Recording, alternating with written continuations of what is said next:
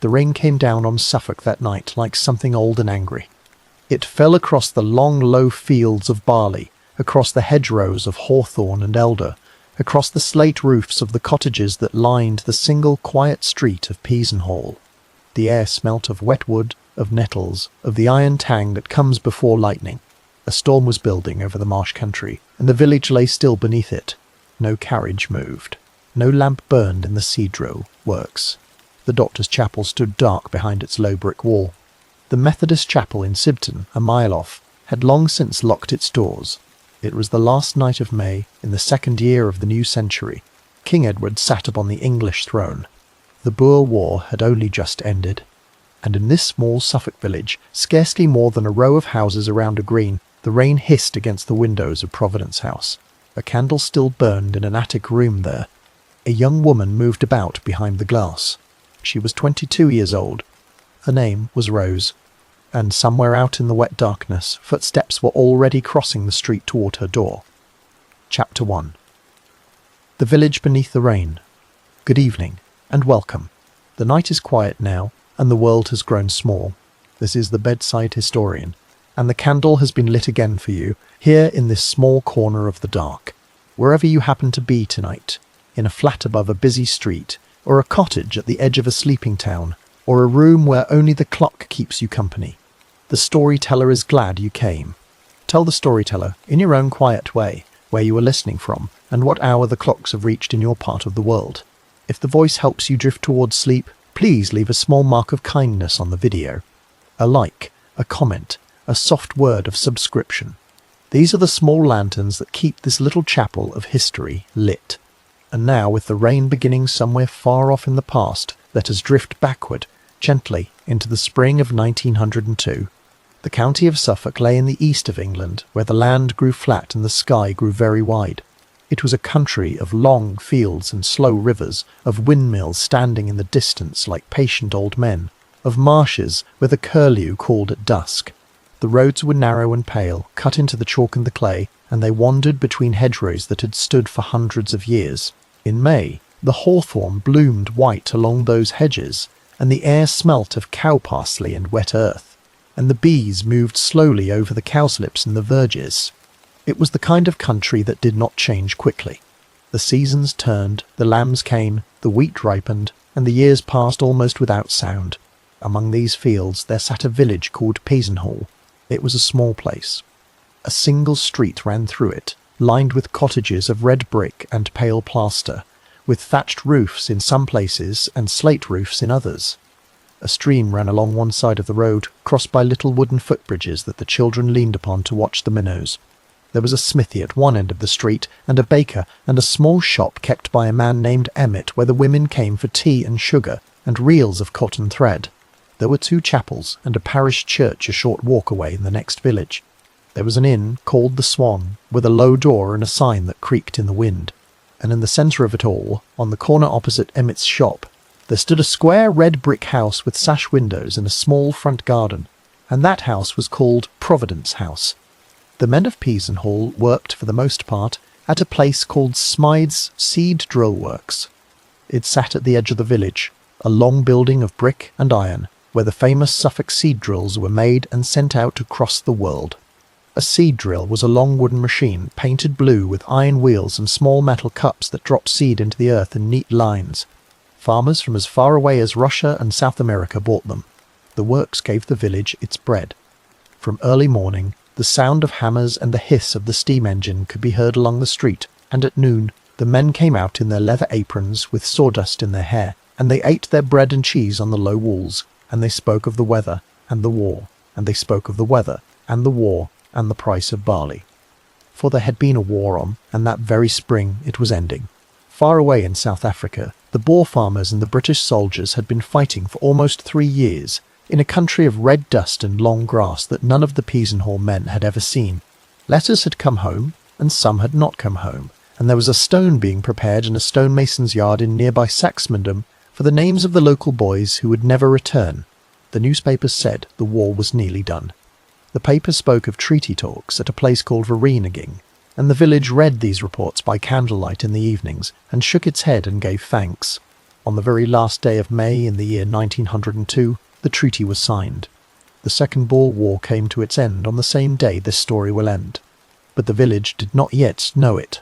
The news would only reach them in the morning papers, and by then a different sort of news would already be moving from house to house. The reign of Queen Victoria had ended only 16 months before. The old queen had died in January of 1901, after sitting upon the throne for 63 years, and her son, who was now King Edward VII, had taken her place. He was a stout, bearded man, fond of horses and dinners in Paris. The whole of England was preparing for his coronation, which was to take place in late June.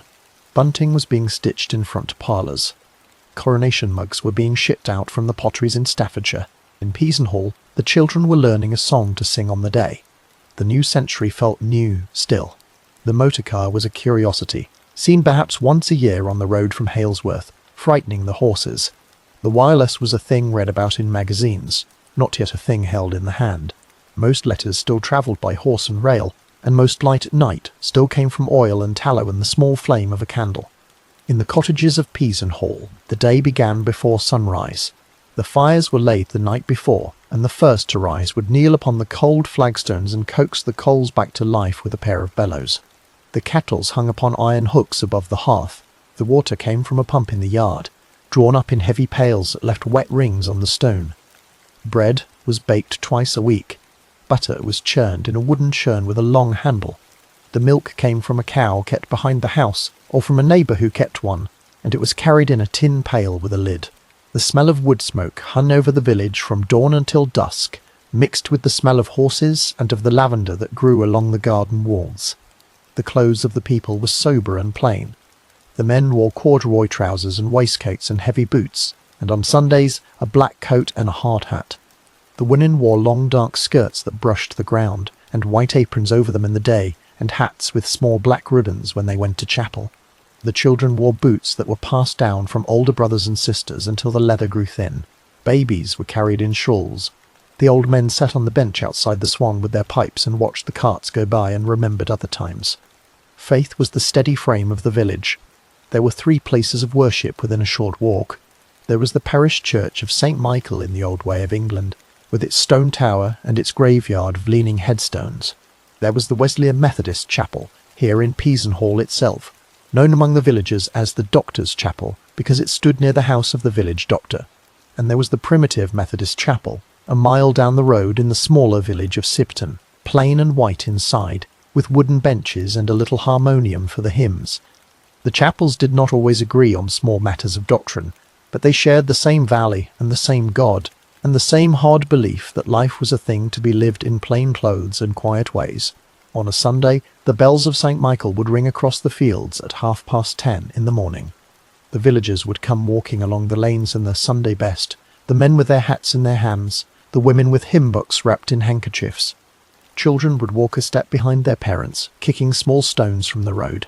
After the service there would be Sunday dinner, a small joint of beef if it had been a good week, or rabbit pie, or a slice of pork, with potatoes and cabbage from the garden. Then in the afternoon there would be Sunday school for the children, and an evening service for the grown ones, and by 9 o'clock the village would be in bed, and the lamps would be out, and the only sound would be the wind moving in the elms. This was the world into which the storm of the last day of May would come. It was not a grand world. It had no theatres, no railways within its own street, no telegraph wires along its lanes. The nearest railway station stood at Wickham Market, some miles off, and from there one could take a slow train to Ipswich, and from Ipswich a faster train to London. London itself felt very far away from Peasenhall. It was a city of gas and smoke, and a million strangers. Peasenhall had perhaps 300 souls, and most of them knew the names of the rest, and the names of their parents, and the names of their parents before them. Nothing happened here that was not seen. Nothing was said that was not heard. A village of this kind was a quiet pond, and any stone thrown into it would make rings that touched every shore. In the spring of 1902, the weather had been kind for a long while. April had been wet, but the early days of May had brought sun, and the lilac had bloomed by the gate of every cottage. The hawthorn followed soon after, and then the cow parsley along the verges, and then the buttercups in the meadows by the stream. The hay in the fields was beginning to grow tall. The cuckoo had been heard from the wood at Sibton, The swallows had come back to nest in the eaves of the seed drill works, and they wheeled above the chimney each evening at dusk. It had been, by all accounts, a fine and gentle spring, yet in the last week of May the weather began to change. The air grew thick. The clouds came lower over the fields. On the morning of the 31st, a Saturday, there was a strange yellow tint to the light, and the swallows flew low to the ground, which the old men in the village said meant rain before night. The barometer in the parlour of the village doctor was falling. The horses in the stable at the Swan grew restless. The sheep moved together to the corners of the fields beneath the shelter of the trees. By late afternoon, the first low rumble of thunder had been heard somewhere far to the west, beyond the village of Yoxford, beyond the great trees of Sibton Park, beyond the slow line of the river Yox. The men came home from the seed drill works at 6. They washed at the pump in the yard. They ate their supper of bread and cold meat. They listened to the thunder coming closer, and they spoke of the hay that still lay cut in the meadows, and whether it would be ruined by morning.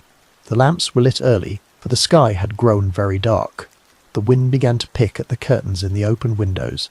Mothers called their children indoors. Doors were closed. Shutters were fastened. By 9 o'clock that night, the first heavy drops had begun to strike the slate roofs of Peasenhall, and the storm that would carry this story was at the edge of the village, walking in from the fields. In Providence House, on the corner opposite Emmett's shop, the elderly Mr. and Mrs. Crisp had finished their evening meal. They were a quiet, devout couple in their 60s. Mrs. Georgiana Crisp had been unwell for some time, and she went to her bed early. Mr. William Crisp followed not long after. The house grew still. The clocks ticked in the hall. The fire in the kitchen had burned down to a soft red glow, and up in the small attic room, beneath the slate, a young woman was still awake. Her name was Roseanne Harsent. She was 22 years old.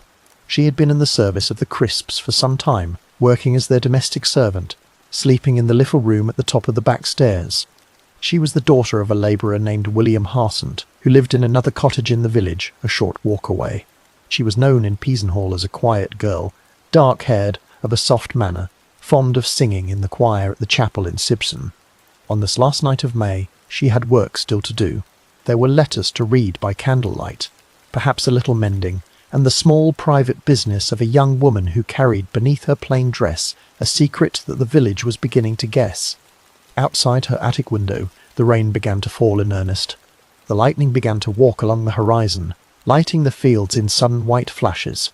The thunder rolled closer and closer, until the whole house seemed to tremble with it. The candle on her small table guttered in the draught from the window. The street below lay empty. The shop opposite was shuttered. The chapel doors were locked. The seed drill works had closed for the weekend. The Swan had turned out its last drinker an hour before. There was no one moving in Peasenhall on that wild night, or so it seemed, save the wind and the rain and the white fork of the lightning over the fields. And yet, somewhere out there in the wet darkness, there were footsteps. There were quiet footsteps moving along the wet flankstones of the single street. Whose they were, no one would ever say with certainty. Where they began, no court would prove. Where they ended is a thing the village would learn only with the dawn. For now, the candle in the attic burned on, and the storm pressed close against the glass, and Peasenhall, all unknowing, lay beneath the long arm of the last hour of May. Chapter 2. The two chapels. The faith of a place like Peasenhall was not the grand painted faith of the cathedrals. It was a smaller, plainer faith, made of whitewashed walls and hard wooden benches, of hymn books with frayed cloth covers, of small lamps that hung from iron hooks above a pulpit. It was a faith that knew the names of the people who sat in each row, and the troubles of each household, and the small failings of each soul. In the year 1902, in this quiet corner of East Suffolk, faith was not a thing one wore on a Sunday and put away again on a Monday. Faith was the air the village breathed. It was the slow ringing of a bell across a field. It was the smell of beeswax candles and damp hymn books. It was the long sermon on a hot afternoon, and the cool of the chapel porch when one stepped out again into the lane. There were 3 places of worship within walking distance of Providence House. There was the parish church of St. Michael, of the Old English faith, whose stone tower had stood since the days of the Plantagenet kings, and whose graveyard held the bones of the village going back many hundreds of years. There was the Wesleyan Methodist chapel, here in Peasenhall itself, a small brick building with tall round-topped windows, known to the villagers as the Doctor's Chapel because it stood near the house of the village doctor. And there was the primitive Methodist chapel, a mile away in the smaller village of Sibton, plain and white inside, with bare wooden benches, a little harmonium for the hymns, and a small lectern of dark oak. The two Methodist chapels were close cousins, but they were not the same. The Wesleyans were the older branch, gentler in style, more given to long sermons and proper hats and a certain dignity of manner. The primitive Methodists were younger, plainer, and a little louder. They had broken away from the Wesleyans about a century before, in the early days of Queen Victoria's grandfather, because they wished to preach in the open fields and sing their hymns more freely. They believed in the old ways of the camp meeting, where men and women would gather under the open sky and pray together until the sun went down. By the year 1902, the primitives had grown more settled. They had their own chapels now, with proper roofs and proper pews. But the spirit of the thing was still warmer, plainer, closer to the working man than the spirit of the older Wesleyans. In Peasenhall, the men of the sea drill works tended toward the primitive Methodist chapel at Sibton. It suited their hands and their hours. They walked the mile down the road on a Sunday morning, in their dark coats and their hard collars, with their wives a step behind them and their children at their heels. The chapel sat back from the road, behind a low brick wall, with a small graveyard at its side. Inside, the walls were whitewashed and the floor was of plain board. There was a stove in the corner that was lit in the cold months. There was a table at the front for the bread and the cup of the communion. There was a small organ, played by one of the local women, and a choir that sat in the front rows on either side of the aisle. The choir of the Sibton Chapel was a small one, perhaps a dozen voices in all, men and women together. They met to practice on a weekday evening, usually a Tuesday or a Thursday, and they sang at the Sunday services, and at the harvest festival, and at Christmas, and at the funerals of their own. The choirmaster of this small choir was a man named William Gardner. He was in his middle 30s, a tall, dark, bearded man, the foreman at Smyth's seed drill works. He lived with his wife Georgiana and their 6 children in a small semi-detached cottage on the main street of Peasenhall, within plain sight of Providence House. He was a respected man in the village. He held a position of some standing at the works. He was a steward of the chapel.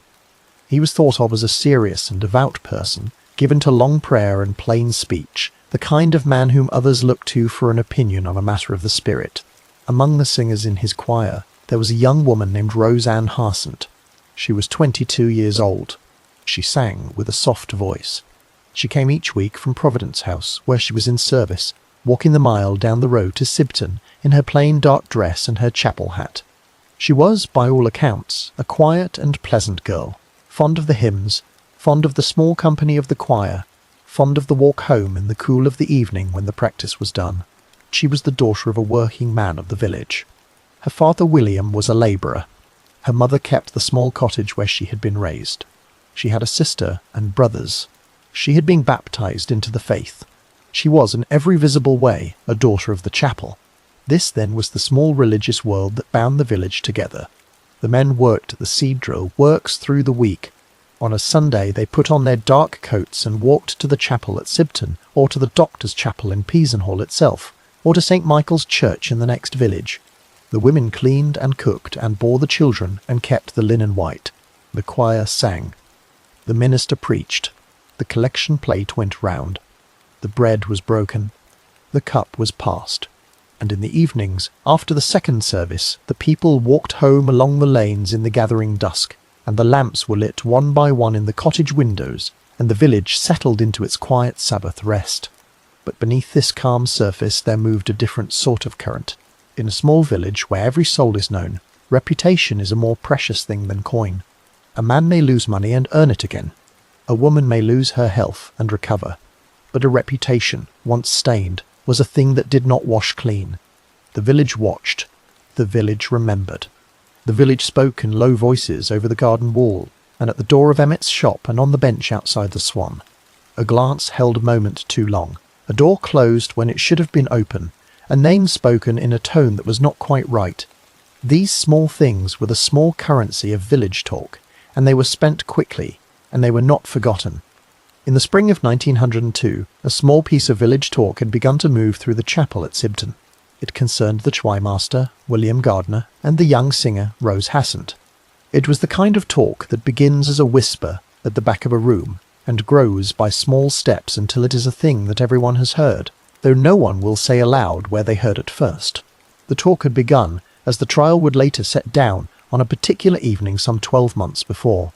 2 young men of the village, named Alfonso Skinner and George Wright, had been passing by a building called the Doctor's Chapel, the small Wesleyan chapel in Peasenhall itself, where Rose Harsent had certain duties of cleaning, since her mistress, Mrs. Crisp, attended there. The 2 young men, so they later said, had seen William Gardner enter the chapel while Rose was inside about her work. What the 2 men claimed to have heard, standing close to the chapel wall, was a thing not fit to be spoken in a chapel. They said it loud, in the days that followed, in the inn and at the works and along the lane. The story spread through Peasenhall and Sibton in the way that such stories always spread in such places, slowly at first and then quickly, until it had reached every kitchen and every parlour, and most of all the kitchen of William Gardner's own cottage, where his wife Georgiana sat at her sewing and heard her husband's name spoken in tones that no wife wishes to hear. Georgiana Gardner was a woman of strong character. She did not weep. She did not turn her husband out. Instead, she stood by him. She believed his word. She declared the talk a lie.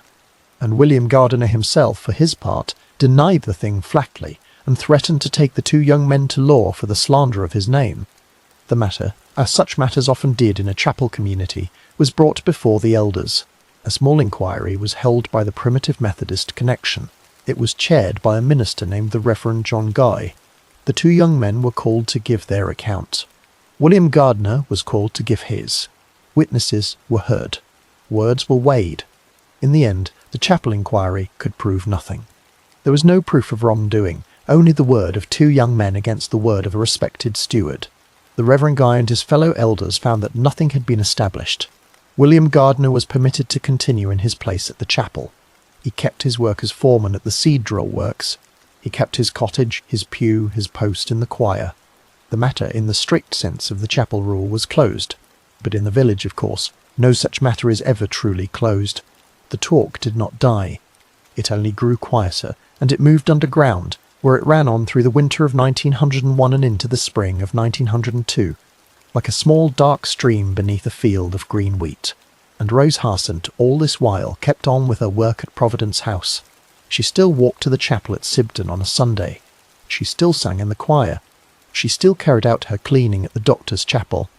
There was no proof against her name, and so in the strict view of the chapel there could be no judgment of her. But the eyes of the village had grown quieter when she passed in the lane. The greetings at the chapel door were a little shorter. The benches around her on the choir side seemed to leave a little more space than they once had. She must have felt it. A young woman of 22, in a village of 300 souls, would feel the cooling of her neighbour's eyes as one feels the change of the wind upon the cheek. Yet she did not leave. She did not seek another place. She stayed in her small attic room at Providence House, and she went on with her duties, and she went on with her singing, and she went on with whatever quiet thoughts were her own. The chapel at Sibton itself stood through these months in its plain white silence. On a Sunday morning the harmonium played the opening hymn, and the choir rose to their feet, and the voices of the singers filled the small whitewashed room. The light came in pale and soft through the round-topped windows. The minister preached on the parables of the New Testament, the lost sheep, the prodigal son, the woman taken in adultery and forgiven by the Lord. The elders sat in the front pews with their heads slightly bowed. The men of the village sat in their dark coats and listened. The women in their black hats kept their eyes upon their hymn books. And the bell of St. Michael's Church, a mile off in Peasenhall itself, would ring out at intervals across the fields, calling its own people to its own choir to worship. The Doctor's Chapel in Peasenhall, the small Wesleyan place where Rose did her cleaning, was a slighter building still. It stood off the main street, a small brick chapel with a slate roof, with a porch and a little gate. Inside there was a wooden floor that creaked when one walked upon it, and a small pulpit and a row of plain pews. It was the kind of chapel that smelt always of beeswax and old hymn books, and the faint damp of brick walls in a wet country. Mrs. Crisp went there to worship. Rose, as part of her duties for Mrs. Crisp, came in during the week to sweep the floor and to dust the pews and to polish the small brass fittings and to make all things ready for the next service. She would carry her brushes and her cloths in a small wicker basket from Providence House. She would stay for an hour or two. Then she would walk back across the street to the kitchen door of her employer, and she would put away her things, and she would go on with the rest of her day. It was here, the two young men had said, that they had seen the choirmaster enter the chapel while Rose was inside about her work. It was here, they had said, that they had heard what they claimed to have heard. The chapel itself, of course, kept its silence about all of this. The chapel was only a building, of brick and slate and wood, and it neither agreed with nor denied the things that men said had passed within its walls. It stood through the seasons in its small, quiet way, as it had stood since long before the trouble began, and as it would go on standing long after the trouble was done. By the end of May in the year 1902, a kind of uneasy peace had settled over the village. The chapel inquiry was many months past. The Reverend Guy had returned to his other duties. The two young men, Skinner and Wright, had said their piece, and had been heard, and had gone back to their work. William Gardiner went on as steward and choirmaster. His wife Georgiana went on as a careful and proud and watchful woman, who kept her household clean and her children fed and her husband's name defended. Rose went on at Providence House, doing her work for the Crisps, walking to chapel on a Sunday, singing in the choir on a Sunday evening, lighting her candle in her small attic room before bed. And yet, beneath all this quiet, the village knew, as a village always knows, that a thing was not right. The talk had not died. The ice had not warmed. The benches in the choir still kept their small extra space, and as the spring grew warm, and the hawthorn bloomed white in the hedges, and the swallows came back to the eaves of the seed drill works, those who watched closely saw also another small change. They saw that Rose Harsent's plain dark dress had begun, in some small way, to sit differently upon her than it had sat the year before. They saw, as women in such villages are quick to see, the soft shape of a thing that could not, in the end, be kept hidden. The chapel had not been able to prove the truth of the talk. But the body of a young woman, in time, would prove a truth all of its own. And as the last week of May drew on toward the storm that was coming, the small dark stream of talk beneath the field of green wheat began to rise again toward the surface, and to murmur, and to swell. Chapter 3. A Servant in Providence House. The house stood on the corner where the village street bent slightly toward the south. It was a square, plain, decent house of red brick, with sash windows of small panes and a door in the centre, painted a quiet dark green. It had a small front garden with a low brick wall, and a gate of black iron that creaked a little when it was opened. There was a path of pale stones from the gate to the door, and on either side of the path there were beds of lavender and rosemary and wallflowers, all kept neat by an old hand. The roof was of grey slate. The chimneys were of brick, and they smoked softly in the cold months. The house was not grand. It was not the home of a great family. It was only the home of an elderly couple of plain Suffolk stock who lived a careful and quiet life behind its windows. But in a village of 300 souls, a house with 2 stories and a small attic and a square front garden was a house of standing, and the people of Peasenhall called it Providence House, and tipped their hats a little when they passed its gate. Within these walls there lived an old man named William Crisp and his wife Georgiana Crisp. He was in his late 60s, she a few years younger. They had been married for many years. They had no children at home, and what children they had once had were grown and gone, or laid to rest in the old way of a long marriage in a small place. Mr. Crisp had been a man of some small business in his time, and he kept himself still by attending to small matters of the day. Mrs. Crisp had been a careful housekeeper, but her health was not good. She suffered, as the old women of the village put it, with her chest and with her nerves. She kept much to her bed in the upper room. She read a hymn book by the window when she was strong enough. She took her meals on a small tray. A house of this kind, with 2 old people in it and a careful manner of life, needed a servant to keep it in order. The fires had to be laid and lit each morning. The hearths had to be swept. The brass fender had to be polished, and the steel grate and the small set of fire irons that hung beside it. The kitchen range had to be black-leaded, which was the slow weekly task of rubbing a black paste into the iron with a cloth, and then polishing it until it shone. The pots and pans had to be scoured with sand and soap. The floor of the kitchen had to be scrubbed on hands and knees with a brush and a bucket of warm water. The flagstones of the scullery had to be washed.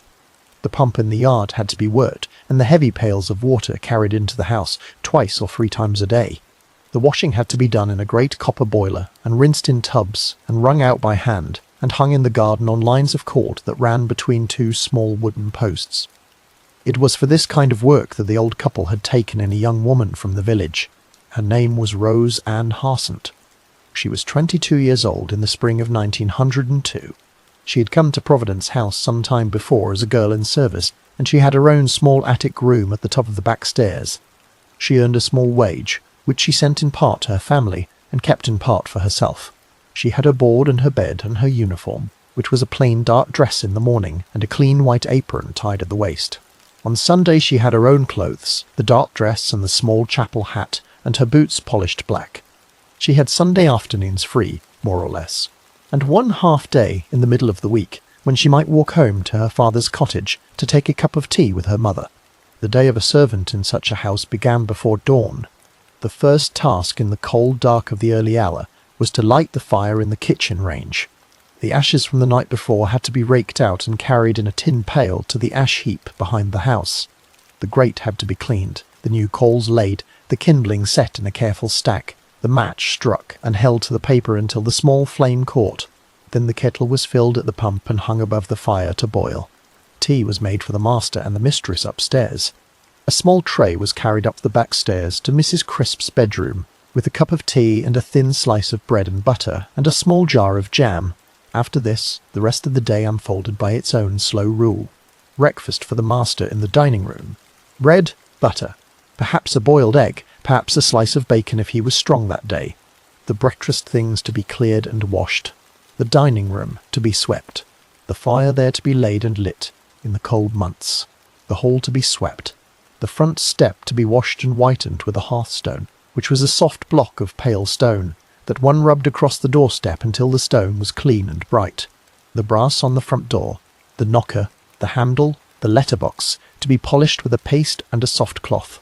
The windows to be cleaned with a strip of newspaper damped in vinegar, which was the old trick of the country housewife and the country servant for a window that should shine. In the kitchen, the work went on through the morning. Bread was made twice a week, kneaded by hand on the long scrubbed table, set to rise in a bowl beside the range under a clean cloth, then baked in the oven of the kitchen range until the crust was brown. Butter was churned when the milk had stood long enough. Eggs were gathered from the small hen-house in the yard. The small kitchen garden behind the house gave up its lettuce and its radishes and its young peas in the season, and Rose would go out with a wicker trug on her arm to cut what was needed for the dinner. Meat came from the butcher in the village, brought to the back door wrapped in paper. Fish came on a Friday on a cart from the coast. Sugar and tea came from Emmett's shop across the street, in small paper packets tied with string. Rose Harsent moved through this work with the quiet, steady hands of a girl who had been raised to it. She was, by all accounts, a careful servant. The Crisps had no complaint of her work. The brass shone. The floors were clean. The fire was always laid in time. The meals were always set on the table at the proper hour. The linen was always white. She did not steal. She did not break things. She did not answer back. She was, in the strict view of an old country mistress, a good girl. But a girl in service in such a house was not only a pair of hands. She was also a soul, with her own small private world, hidden behind the apron and the cap. In the small attic room at the top of the back stairs, when the day's work was done and the master and mistress had gone to bed, Rose had her own quiet hour. The room was small. It had a sloping ceiling under the slate. It had one small window in the gable, looking out across the village street toward Emmett's shop and the chapel beyond.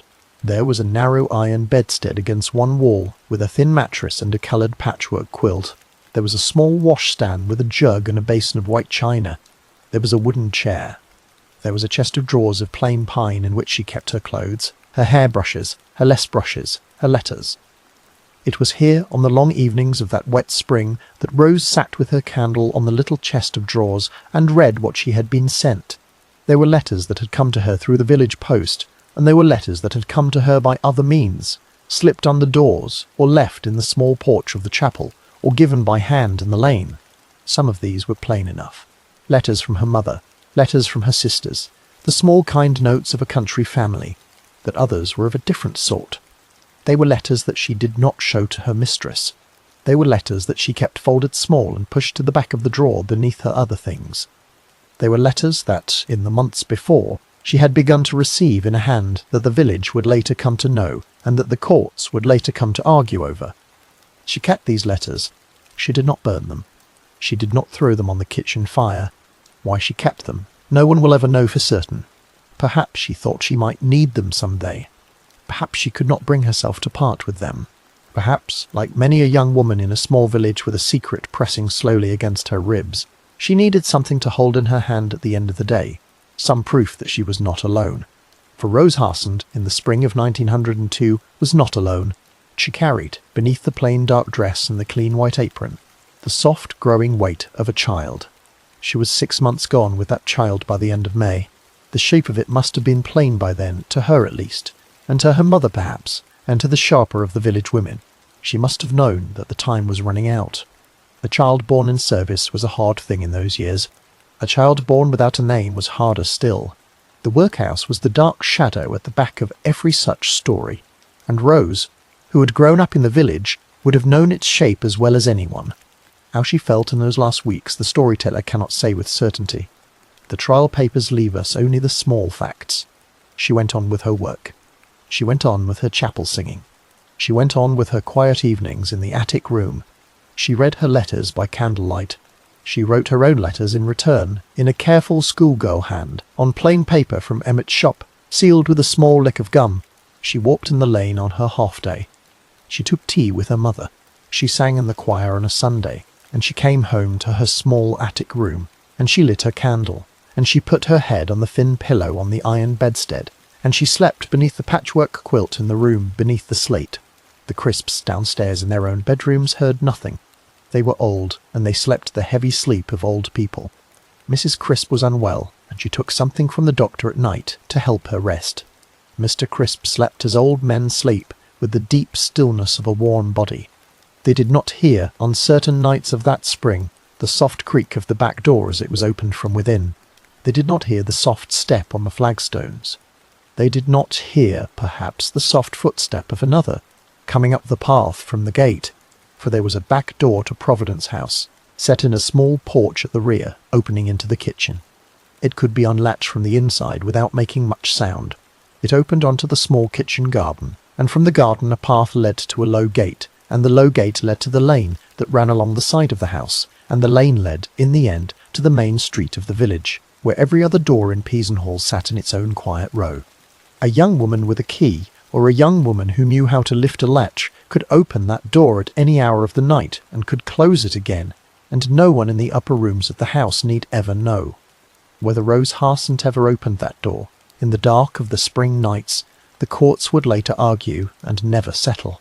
But the door was there, the path was there, the gate was there, and the village, watching with its small quiet eyes from behind its lace curtains, knew very well that such a door was there, and what such a door was there, and what a door in such a house, on such a corner, might be used for. By the last week of May, the candle in the attic was burning later. The letters in the drawer were growing fewer perhaps, or perhaps more. The body beneath the dress was growing heavier. The storm was beginning to gather over the western fields, beyond Yoxford, beyond the long line of trees at Sipton Park, and at Providence House, on the corner opposite Emmett's shop. The small, careful life of an old man and an old woman went on under its grey slate roof, with no idea at all that the last full week of their quiet would soon come to an end. Chapter 4. The Choir and the Whisper. There is an old saying in the country places of England that a whisper begun in a chapel will outlast the chapel itself. The bricks may fall, the roof may go to ruin, the pews may be carried away for firewood, but the whisper, once let loose among neighbours, will outlive the building from which it came, and will pass on from mouth to mouth down the long lane of the years, growing softer perhaps with time, but never wholly still. So it was with the whisper that began in the choir of the Sibton Chapel in the year 1901, and that passed on quietly through the village of Peasenhall in the months that followed, and that was still moving under the surface of the village on the last warm day of May in 1902. The choir of the primitive Methodist chapel at Sipton met, as the choirs of small country chapels have always met, on a quiet weekday evening, when the day's work was done and the supper things had been cleared. The men came in from the siege drill works, and the women came down from the cottages, and the choirmaster came from his cottage on the main street of Peasenhall, and they gathered in the small whitewashed chapel under the soft yellow light of the oil lamps that hung from the iron hooks in the ceiling. There was a stove in the corner, lit in the cold months. There was a small harmonium against the wall, played by a local woman with careful hands. There was a row of hymn books on a small shelf by the door, each one a little worn at the edges. And there was the choirmaster, William Gardner, with his beard and his dark coat and his careful voice, calling the parts together. The men on one side, the women on the other, the trebles in the front, the altos behind them. Rose Harsent sat among the women. She sang an alto part. She had a soft, low voice, not loud, but true. She liked the old hymns best, the slow ones with the long lines and the simple words. She liked Abide with Me and Rock of Ages, and There is a Fountain Filled with Blood. She knew most of them by heart. She would sit in her place on the wooden bench, with her hymn book open on her lap, and she would sing along with the others, and her voice would join with theirs in the small whitewashed room, and the sound would rise up to the iron hooks in the pale ceiling, and on a still summer evening it could be heard out in the lane through the open windows. The choirmaster was a serious man at his work. William Gardner had come up through the chapel as a boy. He had been baptized in it. He had been married in it. He had brought his children to be baptized in it. He took his place as choirmaster as a kind of small calling, and he ran the practices with a careful hand. He would tap a small wooden baton on the lectern to bring the singers together. He would stop them when the parts grew muddled. He would set them again at the beginning of a verse, and lead them through it once more, and stop them again if the trebles fell behind, and start them once more from the top. He was patient. He was firm. He was, in his own small way, a leader of the people, in the manner that a chapel of that kind made leaders out of the working men of its parish. This, then, was the small world in which the whisper began. It began. The trial papers would later set down, on a particular evening in the spring of 1901, more than a year before the night of the storm, two young men of the village, Alphonso Skinner and George Wright, were walking in the lane near the doctor's chapel in Peasenhall on a quiet evening. They were not yet 20 years of age, either of them. They were the kind of young men that every village has, restless, idle, half a step short of mischief, given to leaning against walls and watching the comings and goings of their neighbours with a sharper eye than the neighbours might have wished. What they later said, and what they swore to in court, was this. They saw William Gardner walk to the door of the small Wesleyan chapel, the doctor's chapel, and they saw him go inside. They knew that Rose Harsent was within, about her cleaning. They drew close to the wall of the chapel. They listened, and what they said they heard, through the thin brick of the chapel wall, was a thing not fit to be set down here in plain words. It was a coarse thing. It was a thing that suggested that the choirmaster and the young singer were not, at that moment, together for the polishing of brass. The two young men did not keep the matter to themselves. They told it that very evening to a friend or two. By the next day, it had reached the men of the seed-drill works. By the end of the week, it had reached the women at the pump. By the next Sunday, it had reached the chapel. And by a Monday morning not long after, it had reached, by way of some careful neighbour, the kitchen of Mrs. Georgiana Gardner herself, in the small semi-detached cottage on the main street within plain sight of Providence House. What passed between William Gardner and his wife in their kitchen that day, no record sets down, but the fact of it can be read in what came after. He denied the thing. He denied it to her, and he denied it to the chapel, and he denied it to all who would listen. He went so far as to threaten to take Skinner and Wright before a judge for the slander of his name. His wife stood by him. She said the talk was a wickedness. She said her husband was a good man. She said that the two young men were idle gossips and worse, and that the truth would be plain to any honest soul. The chapel, as the chapel of a small Methodist village always did with such a matter, took it up. A small inquiry was set in motion. The Reverend John Guy, a minister of the connection, was called upon to chair it. He was a careful, plain man, not given to hasty judgments. He sat in the chapel one evening, with 2 or 3 of the elders beside him, and he heard the 2 young men give their account. He heard William Gardner give his. He heard Rose Harsent, perhaps, though the records of what she said are thin. He weighed the words. He weighed the silences. And when he had heard all that there was to hear, he set down his finding. The finding was this. There was no proof. The 2 young men had said a thing. The choirmaster had denied it. There was no third witness, no plain mark of the body, no letter, no token. The thing rested upon the word of two young men, against the word of a steward of the chapel. The chapel, in the strict view of its rule, could not put a man out of his place upon such a slender thing. William Gardiner was permitted to keep his post as choirmaster. He was permitted to keep his pew. He was permitted to keep the small respects that the chapel had always given him. The matter was, in the chapel's view, closed. But the village, of course, was not the chapel. The village did not have rules of evidence.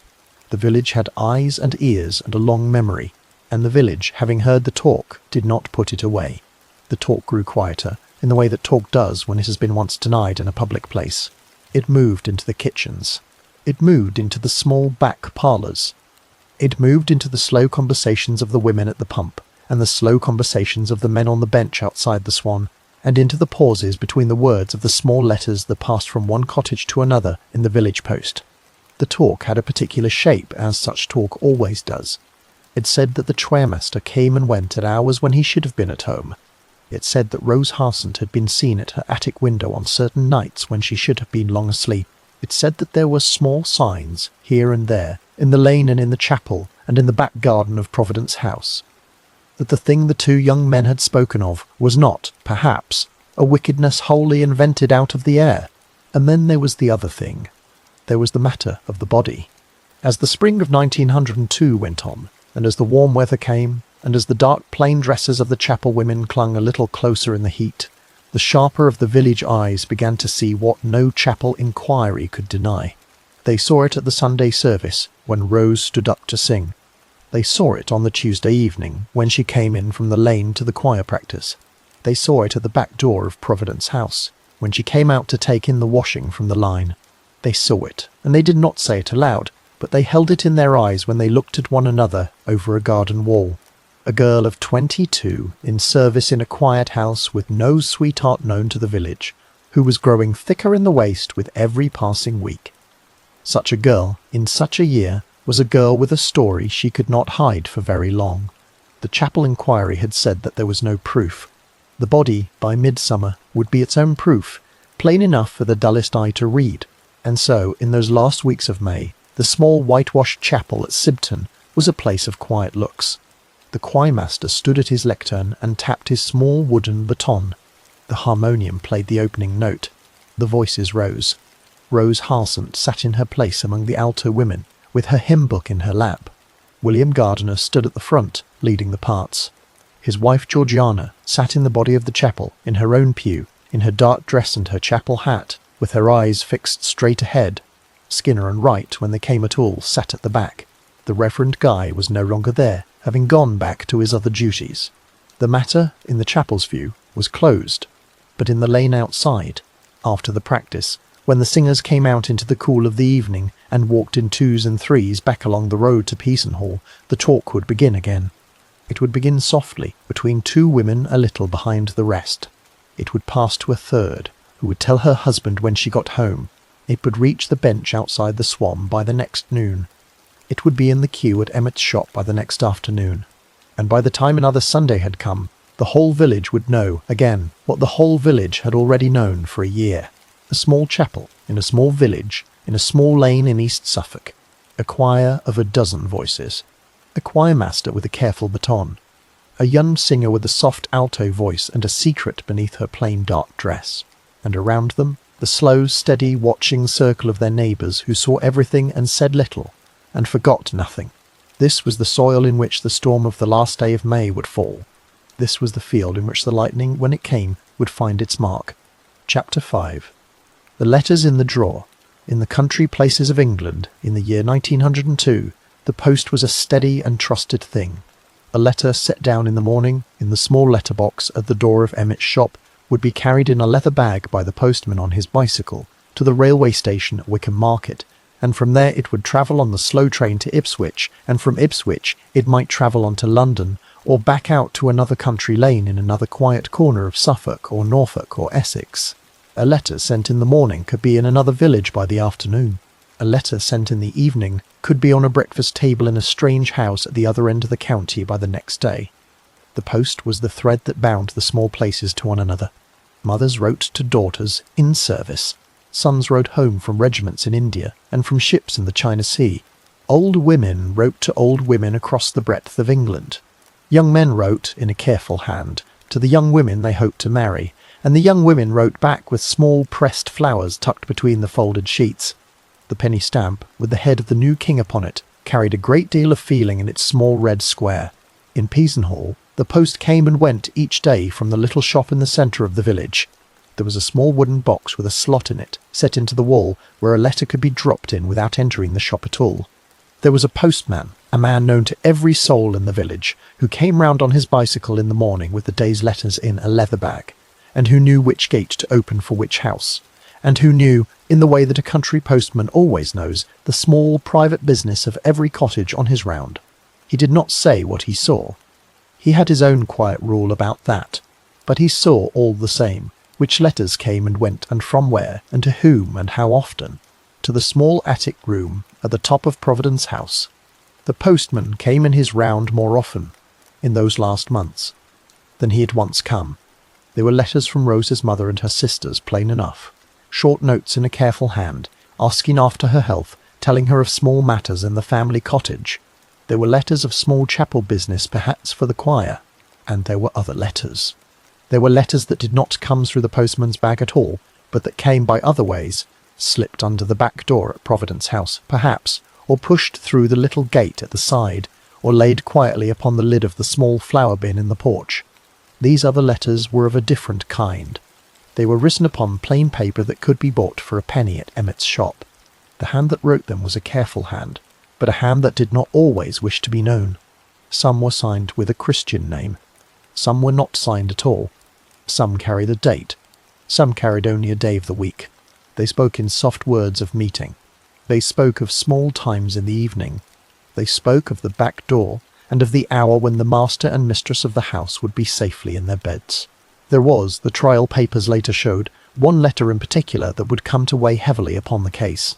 It was a letter that had been received at Providence House on the very last day of May in the year 1902. It was a short letter. It was written upon a half sheet of plain paper. It was unsigned. It told the young woman who received it that the writer would come to her that night at midnight, and would give a soft signal at her window with a light, and would be let in by the back door. It told her not to fail. It told her to keep the writing to herself, and to burn the paper when she had read it through. She did not burn it. For some reason, whether out of forgetfulness, or out of some quiet wish to keep what she had, or out of the simple human reluctance to part with a thing that had been written by a hand one had once been close to, she did not put the letter on the kitchen fire. She folded it, and she pushed it to the back of the drawer in her small chest, and she kept it there with the others, beneath her clean handkerchiefs and her small box of pins. It would be found there the next morning, by the police who came to her room. It would become one of the great pieces of paper in the case. It would be passed from hand to hand by lawyers in the county hall at Ipswich. It would be read aloud in court in a careful voice by Mr. Henry Fielding Dickens. It would be argued over by men who had never been to Peasenhall, and never seen the slate roof of Providence House, and never heard the small harmonium of the chapel at Sibton. The other letters in the drawer told a longer story. They had been coming for some time. They spoke of meetings in the lane. They spoke of meetings in the small porch behind the doctor's chapel. They spoke of the difficulty of being seen. They spoke here and there of the weight that Rose now carried, and of the trouble that it would bring if it became plainly known. They spoke, in short, of the small private world of two people in a small village who had something between them that they did not wish the village to know.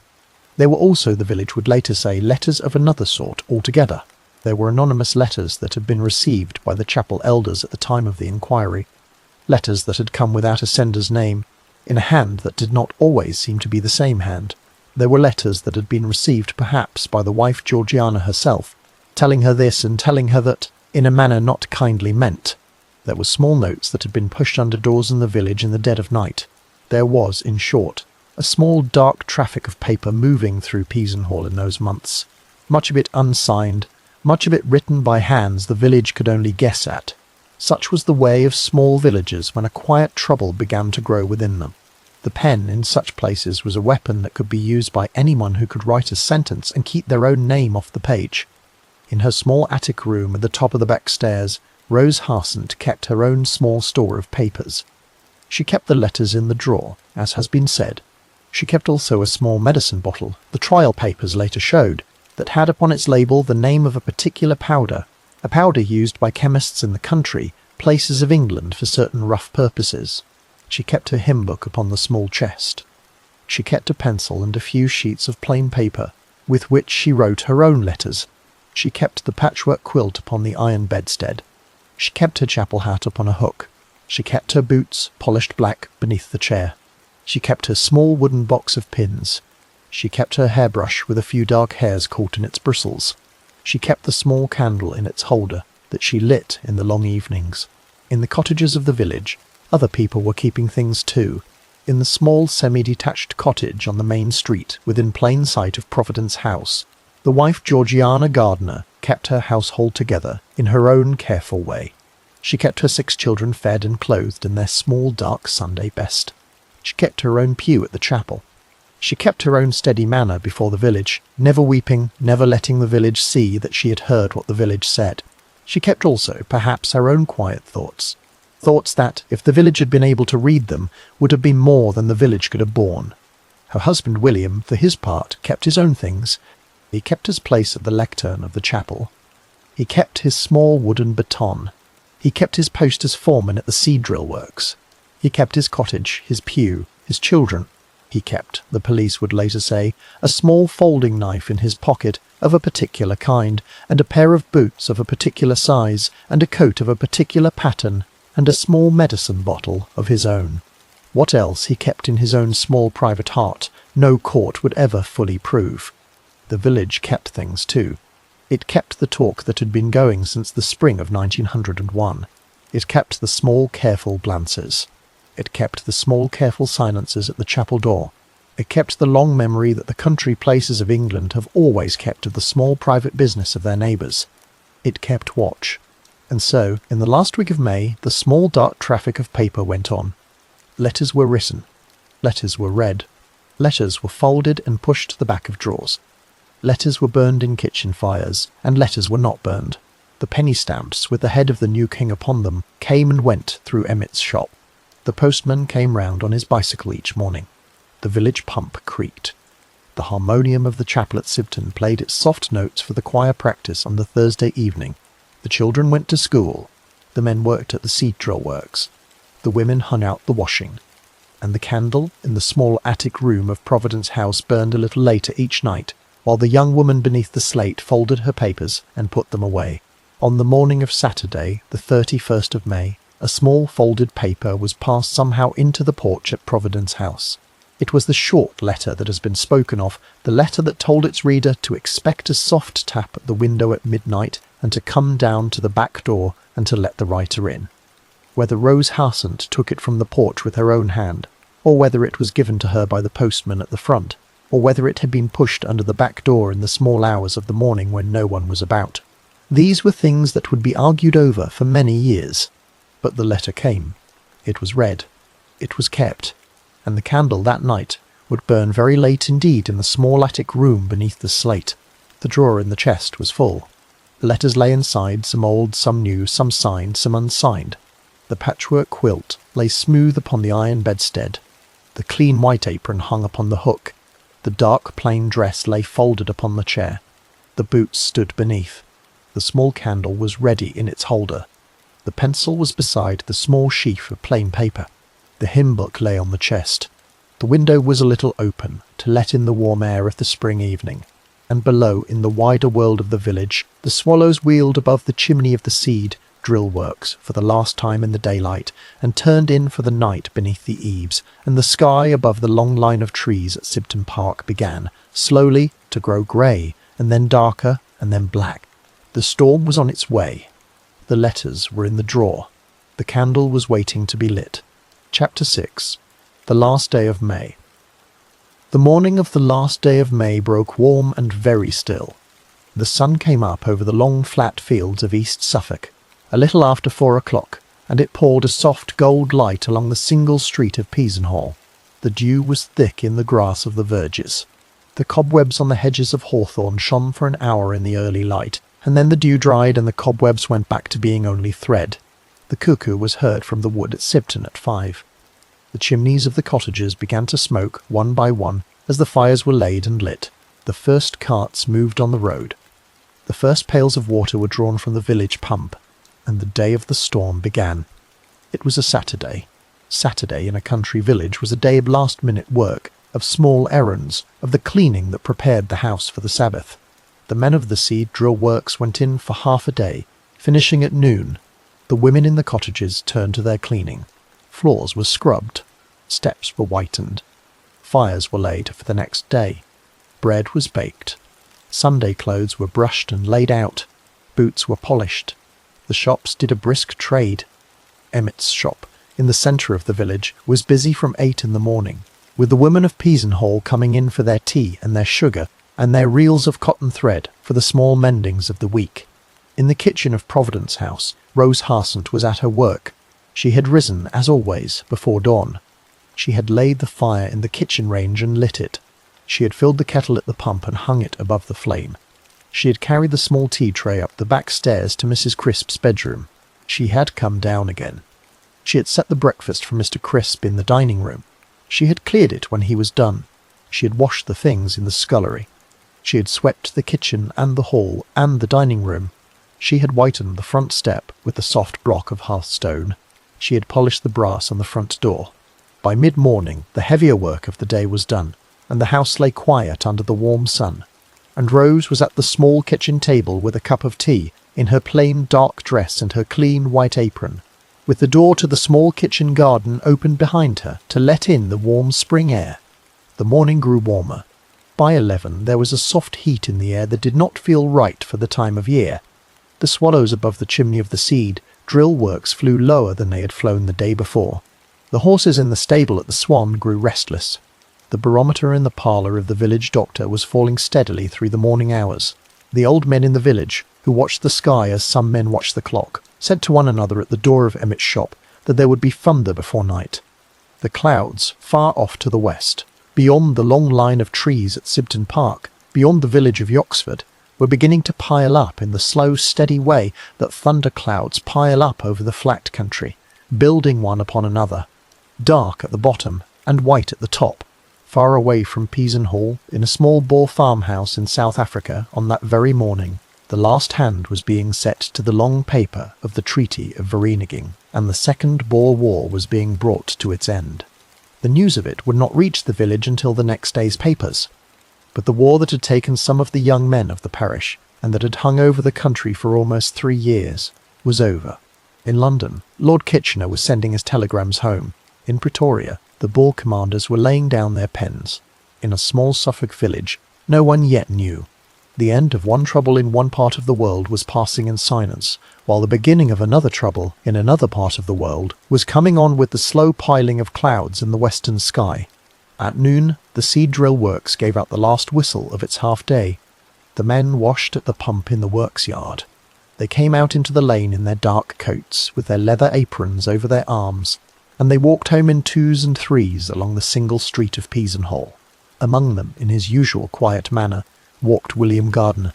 He turned in at the gate of the small semi-detached cottage on the main street, where his wife Georgiana waited with the dinner ready upon the kitchen table, and the 6 children washed and seated, and the kettle on the hob. The afternoon of Saturday passed in the small quiet way of country afternoons. The shops slowly emptied. The carts went home. The men sat in their gardens or worked at small jobs about their cottages. A little weeding, a little mending of a fence, a little chopping of wood for the next week. The women sat at their open windows, with their mending in their laps, and called softly to the children playing in the lane. The sun moved slowly across the white plaster of the cottage walls. The shadows of the elms grew longer across the road. The clouds in the west drew closer. By 4 in the afternoon, the soft heat of the morning had become a heavy, close warmth that made the cattle in the meadow stand still beneath the trees with their tails moving slowly. In Providence House, Mrs. Crisp had taken to her bed earlier than usual. She had complained, the trial papers later said, of her chest. She had taken her medicine. She had gone up to the room at the front of the house, drawn the curtains against the heat, and lain down upon the bed. Mr. Crisp, downstairs, had taken his small evening meal alone in the dining room. Rose had served him. She had cleared the things. She had washed them in the scullery. She had set the table for the next morning. She had done the small evening tasks of the house. And then, when the work was done, and the master had gone up to his own bed in the back room, and the mistress was already asleep behind her drawn curtain, Rose Harsent was, in the strict working sense, free for the night. The trial papers later set down what is known of her movements in those last hours. She is thought to have gone out for a short while in the early evening, perhaps to her father's cottage, perhaps to take a small parcel to a neighbour, perhaps only to walk a few steps in the warm air. She came back. She sat for a while in the kitchen. She wrote, perhaps, the letter of her own, on the plain paper that she kept upstairs. She read again, perhaps, the short folded letter that had come that morning, the one that told her to expect a tap at the window at midnight. The candle in the kitchen burned low. The clock in the hall ticked steadily. The light outside the kitchen window went slowly from the warm gold of the late afternoon, to the pale gold of the early evening, to the soft grey of the dusk. At some hour between 7 and 8, the first low rumble of thunder was heard. It came from a long way off, beyond the great trees of Sipton Park, beyond the slow line of the river yocks. The cattle in the meadows lifted their heads. The horses in the stable at the Swan moved in their stalls. The dogs in the cottage yards began to whimper. The wives stood up at their open windows and called the children in from the lane. The men came in from their gardens and closed the doors behind them and laid the tools by. In the small front gardens of Peasenhall, the wallflowers and the rosemary stood very still in the heavy air. The swallows had gone into the eaves of the seed drill works. The small bats had begun to flit in soft black curves above the cottage chimneys. The first cool stir of wind moved along the street and lifted the dust on the lane and rattled a loose tile somewhere on a roof and went on. By 9 o'clock, the sky over Peasenhall had grown very dark. The first drops of rain had begun to fall, heavy, slow, single drops that made dark coins on the dust of the lane. The lamps were lit in the cottage windows, one after another, all along the street. The shutters were closed. The doors were fastened. The men sat in their kitchens with their pipes, and the women sat with their mending, and the children were sent up to bed in the small, warm rooms beneath the slate. The thunder grew louder. The lightning began to walk along the western horizon, lighting the long line of the trees of Sipton Park in sudden white flashes that left the eye dazzled. In the small semi-detached cottage on the main street, William Gardiner sat with his wife Georgiana in the kitchen. The children were in their beds. The supper things had been cleared. Mrs. Gardiner had taken a dose of medicine that evening. There was a small chemist's bottle on the kitchen shelf of the kind that had been bought from the local doctor for her trouble with her nerves. The trial papers later argued at length over the comings and goings in that cottage on that night. The story given by the Gardiners themselves was that the husband had gone out into the yard at one point, alarmed by the storm, and had stayed out a short while, and had come in again. It was said also that he had gone next door, at one point to the cottage of a neighbour named Mrs. Dickinson, to ask after the children there. Other things were said too, by other voices, and these would be argued over in court for many days. The simple plain fact, as far as any plain fact can be set down, is that the cottage of the Gardiners, like every other cottage in Peasenhall, was a house with a door that could be opened, and a door that could be closed, and a yard behind it, and a lane that ran along the side of it, and a lane that ran along the side of it, and a single street between it and Providence House on the corner opposite Emmett's shop. By 10, the storm was upon the village. The rain came down in long, heavy sheets. The thunder cracked directly over the slate roofs. The lightning lit the lane in white flashes that left every brick and every tile and every blade of grass plain to the eye. For a moment, and then took them away again into the dark. The dogs in the cottage yards howled. The horses in the stable at the Swan stamped in their stalls. The cattle in the meadows stood close together beneath the trees, their tails turned to the wind. The single street of Peasenhall lay empty under the rain. There was no soul out of doors, or so it seemed. Every door was closed. Every shutter was fastened. Every lamp behind every window was a small pale flame against the wild black sky. In the small attic room at the top of Providence House, Rose Harsent had gone up the back stairs. She had taken off her plain dark dress and her white apron. She had put on her night-dress, a long, plain, white night-dress of cotton, with a small, simple collar. She had laid her dress upon the chair. She had set her boots beneath. She had laid her hymn-book on the chest. She had set the candle in its holder on the small table beside the iron bedstead. She had perhaps lain down for a while. She had perhaps got up again. The trial papers would later argue over what exactly she'd been doing in those last hours of her life. What is plain is that she did not, in the end, sleep. The candle was still burning when the last hour of May began to draw to its close. The rain hissed against the small window in the gable. The thunder rolled over the slate. The lightning lit the dark glass in sudden white flashes. The clock in the hall below ticked on toward midnight. The master and the mistress slept. The village slept, as far as the village would ever sleep on such a wild night, and somewhere out in the storm, on the wet flagstones of the main street of Peasenhall, a figure was walking, in a long coat against the rain, with the collar turned up, and a hat pulled low against the wind. Whose figure it was, no court would prove with certainty. But the figure walked. It crossed the empty street. It came in at the small low gate at the side of Providence House. It moved along the path between the wet lavender and the wet rosemary. It came to the back door of the kitchen. It paused there in the dark, and the candle in the small attic room, beneath the slate, burned on for a few minutes more. Chapter 7. The Storm and the Silence. There are nights in the country places of England when the world seems to have come loose at its hinges. The wind takes hold of the trees and bends them against their long habit and tears the leaves from the high branches and whirls them along the lanes. The rain comes down in long, slanting lines that seem to have no end, soaking the thatch of the cottages and running in small brown rivers down the gutters of the slate roofs. The thunder cracks so close above the chimneys that the very pots upon the kitchen shelves rattle in their places. The lightning lights the world in white, and lights it again, and lights it again, until the eye can scarcely believe what it has seen, or remember whether the light has ever truly gone away. Such a night was the last night of May, in the year 1902, over the small village of Peasenhall. The storm had come in from the west by 10 o'clock, and by 11 it was full overhead, and by midnight it was at its height. The rain hissed upon the slate roofs.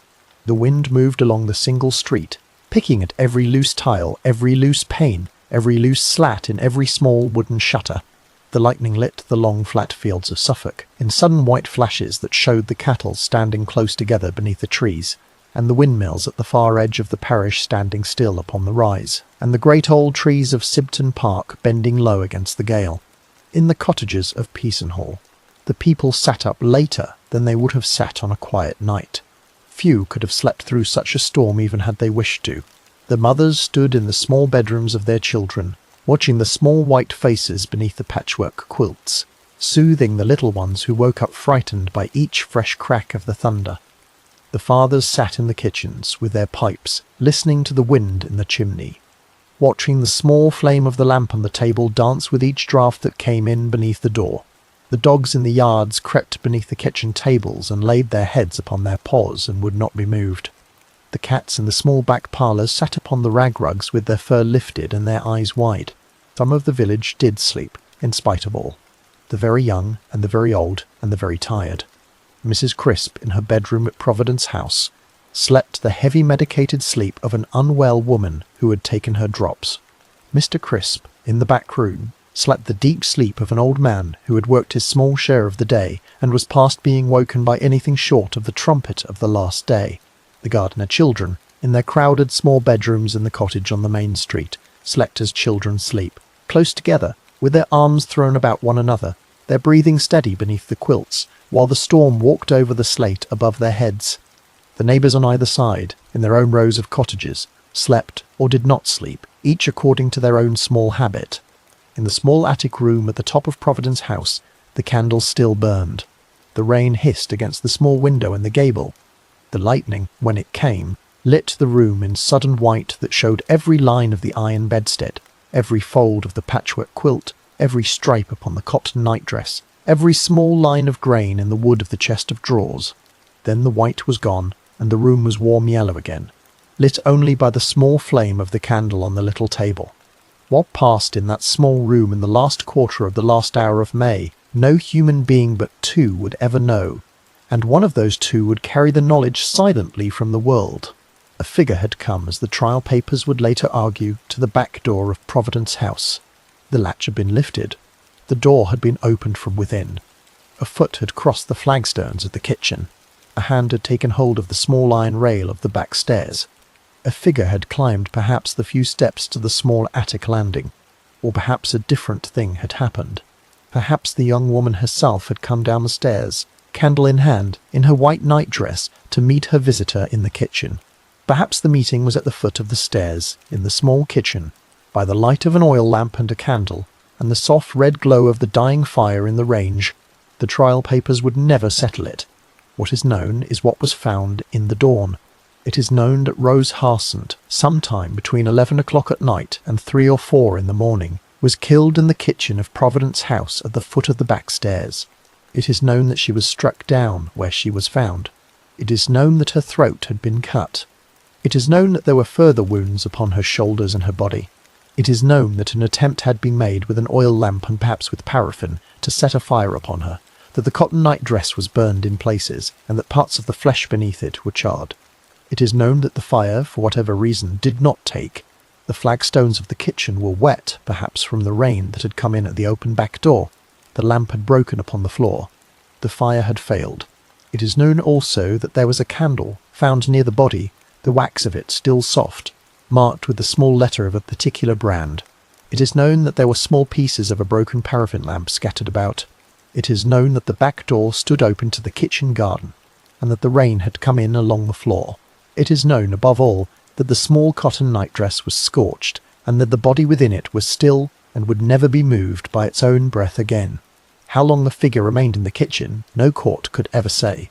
Perhaps only a few minutes, perhaps longer. At some hour, the figure went out again by the back door.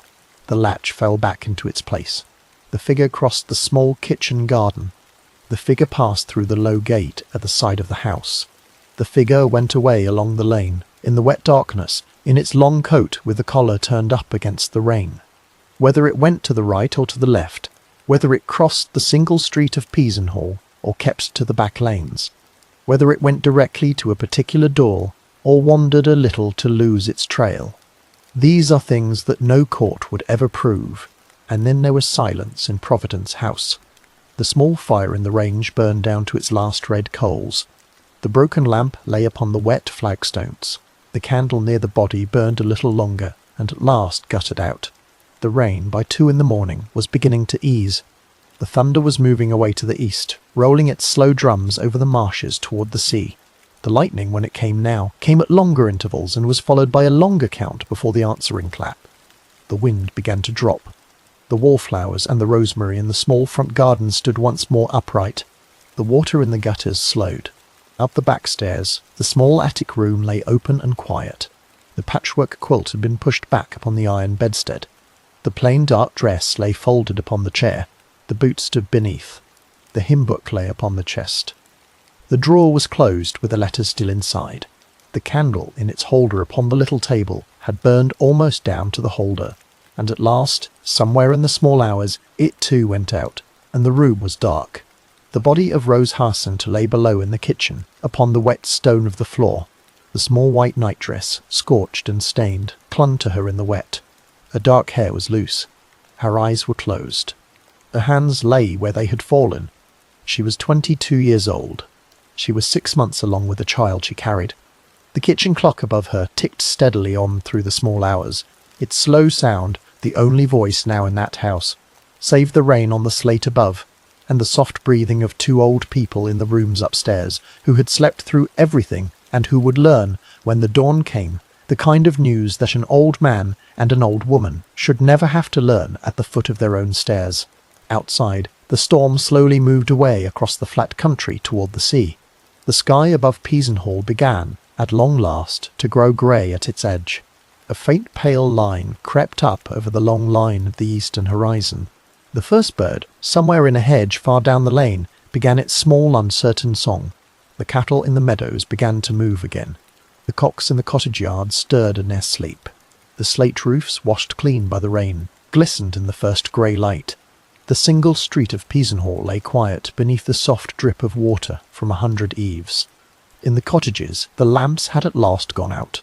The mothers had gone back to their own beds. The fathers had knocked out their pipes against the cold range. The dogs had crept out from beneath the kitchen tables and lain down in their proper places. The children slept on, their small faces turned toward the quieter sky beyond the window. Mrs. Crisp slept on in her medicated sleep. Mr. Crisp slept on in his old man's sleep. The Gardiner children slept on with their arms about one another. Their father and mother lay in their bed in the small cottage on the main street, in whatever state of sleeping or waking the night had left them in. A few miles off, in the larger town of Halesworth, the lamps of a goods train moved slowly through the dark. A few miles further, in Ipswich, the gas lamps stood in their long rows down the empty streets, and the county hall stood dark and shuttered upon its corner, with no idea at all of what had happened in a small village to the north, and no idea at all that within 6 months its great courtroom would be filled with men in black robes, and that the name of Peasenhall and the name of Rose Harsent would be spoken in those black-panelled walls until the high windows rang. In the country places of England, in the year 1902, the post was a steady and trusted thing. The bells of the parish churches rang out at their proper hours. The seed drills of Smyth and Sons went on quietly making the wheat fields of the world. The harmoniums of the small whitewashed chapels played their soft notes for the choirs of working men and women. The candles burned in the small attic rooms of the daughters in service. The patchwork quilts lay upon the iron bedsteads. The letters lay folded in the drawers. But on the floor of one small kitchen in one square red brick house, on the corner opposite Emmett's shop, a young woman lay still, and the rain that had come in at the open back door dried slowly upon the flagstones beside her. The clock above her ticked on. The first grey light grew at the kitchen window, and somewhere in the lane, far down the village, a single early door began at last to open upon the morning of the 1st of June. Chapter 8. A father at the foot of the stairs. The 1st of June came up over Suffolk in a soft washed light. The storm had spent itself in the small hours, and by 5 in the morning the eastern sky was pale and clean above the long line of the horizon, with a faint band of pink low down where the sun was about to rise. The fields lay drenched and shining. The hedges of hawthorn dripped slowly into the verges. The gutters of the slate roofs ran with the last of the rain. A faint mist rose from the long flat meadows where the cattle stood, with their flanks still wet, and the small streams ran fast and brown beneath the little wooden footbridges of the village. The world, to all appearances, had been washed clean by the long night. The world, to all appearances, had survived. The first to rise in Peasenhall, as on every other morning, with the men who had cattle to see to, and the women who had fires to lay. The cocks in the cottage yards crowed their first uncertain crows. The first chimneys began to smoke. The first kettles were lifted onto the first hooks. The first pails were carried out to the pump. The single street, washed pale and bright after the rain, lay empty and gleaming under the early light. The slate roofs glistened. The wallflowers in the small front gardens had been beaten flat by the rain, but already, in the warm new light, they were beginning to lift themselves a little, in the slow, patient way of country flowers that have weathered a hard night. In a small cottage at one end of the village, a man named William Harsent had risen early.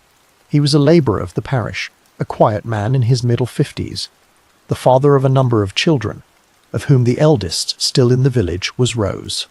It was his small habit, on a Sunday morning, to walk along the street to Providence House, to call upon his daughter, to bring her perhaps a small parcel from her mother, a clean apron, freshly laundered, a small jar of jam, a few eggs from the family hens. It was a quiet kindness between a father and a daughter who lived in 2 houses in the same village, a small domestic ritual of the kind that bound the working families of a place like Peasenhall together against the long week. He left his cottage at about 7, the trial papers later set down. He carried under his arm a small parcel, a clean shift wrapped in brown paper for Rose. He walked along the wet street in his Sunday boots in the soft new light. He passed Emmett's shop, still shuttered for the Sabbath. He came to the small low gate of Providence House. He pushed it open. He went up the path between the wet wallflowers and the wet rosemary. He came round to the side of the house to the small porch at the back, where the kitchen door stood. He had been in the habit of going to that door rather than to the front door, for he was the father of the servant of the house, and he knew his place, and that place was at the back. The trial papers do not record what was the first thing he saw, whether the back door stood open already, in the morning air, or whether he had to push it, whether he called his daughter's name before he saw her, or only after, whether he stood for a long count of breaths in the doorway, or whether his old legs gave way at once and let him down upon his knees. The papers do not record these things. The papers only record what was found and what was said. and the shake of the small scene that the village would, in the next few hours, slowly come to understand. What was found was this. The kitchen of Providence House lay quiet in the early light. The fire in the range had burned down to a dead grey ash. The small clock in the hall was ticking still. The flagstones of the kitchen floor were wet in places. There were the broken pieces of a paraffin lamp scattered upon them, and the smell of paraffin was still in the room, mixed with another, deeper iron smell that the old labourer had perhaps not smelt before in any kitchen of his own. At the foot of the back stairs, in a long curve of dark stain upon the flagstones, his daughter lay. She was in her white cotton nightdress, scorched and torn. Her hair was loose. Her hands lay where they had fallen. Her throat had been cut. The wounds upon her shoulders and her body were many. Parts of the cotton nightdress and parts of the flesh beneath it were charred where an attempt had been made to set her alight. The fire had failed, but the marks of its failing were still upon her. Beside her, a small piece of newspaper lay crumpled upon the floor. A bedroom candlestick, the trial papers later said, was found near her. The wax of the candle was marked with a small letter that named its brand. Above her, on the small back stairs, there was the soft trail of a barefoot. A little blood upon a tread, a scrap of cotton caught upon a splinter.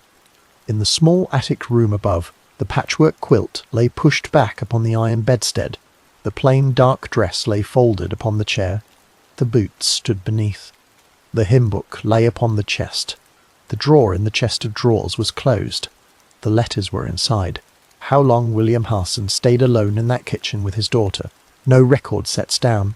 He was, by every account of him, a quiet, dignified, plain man, of the old country sort, who had been raised never to make a great noise in the houses of his betters.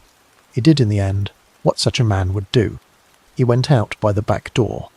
He went round the front. He raised the alarm.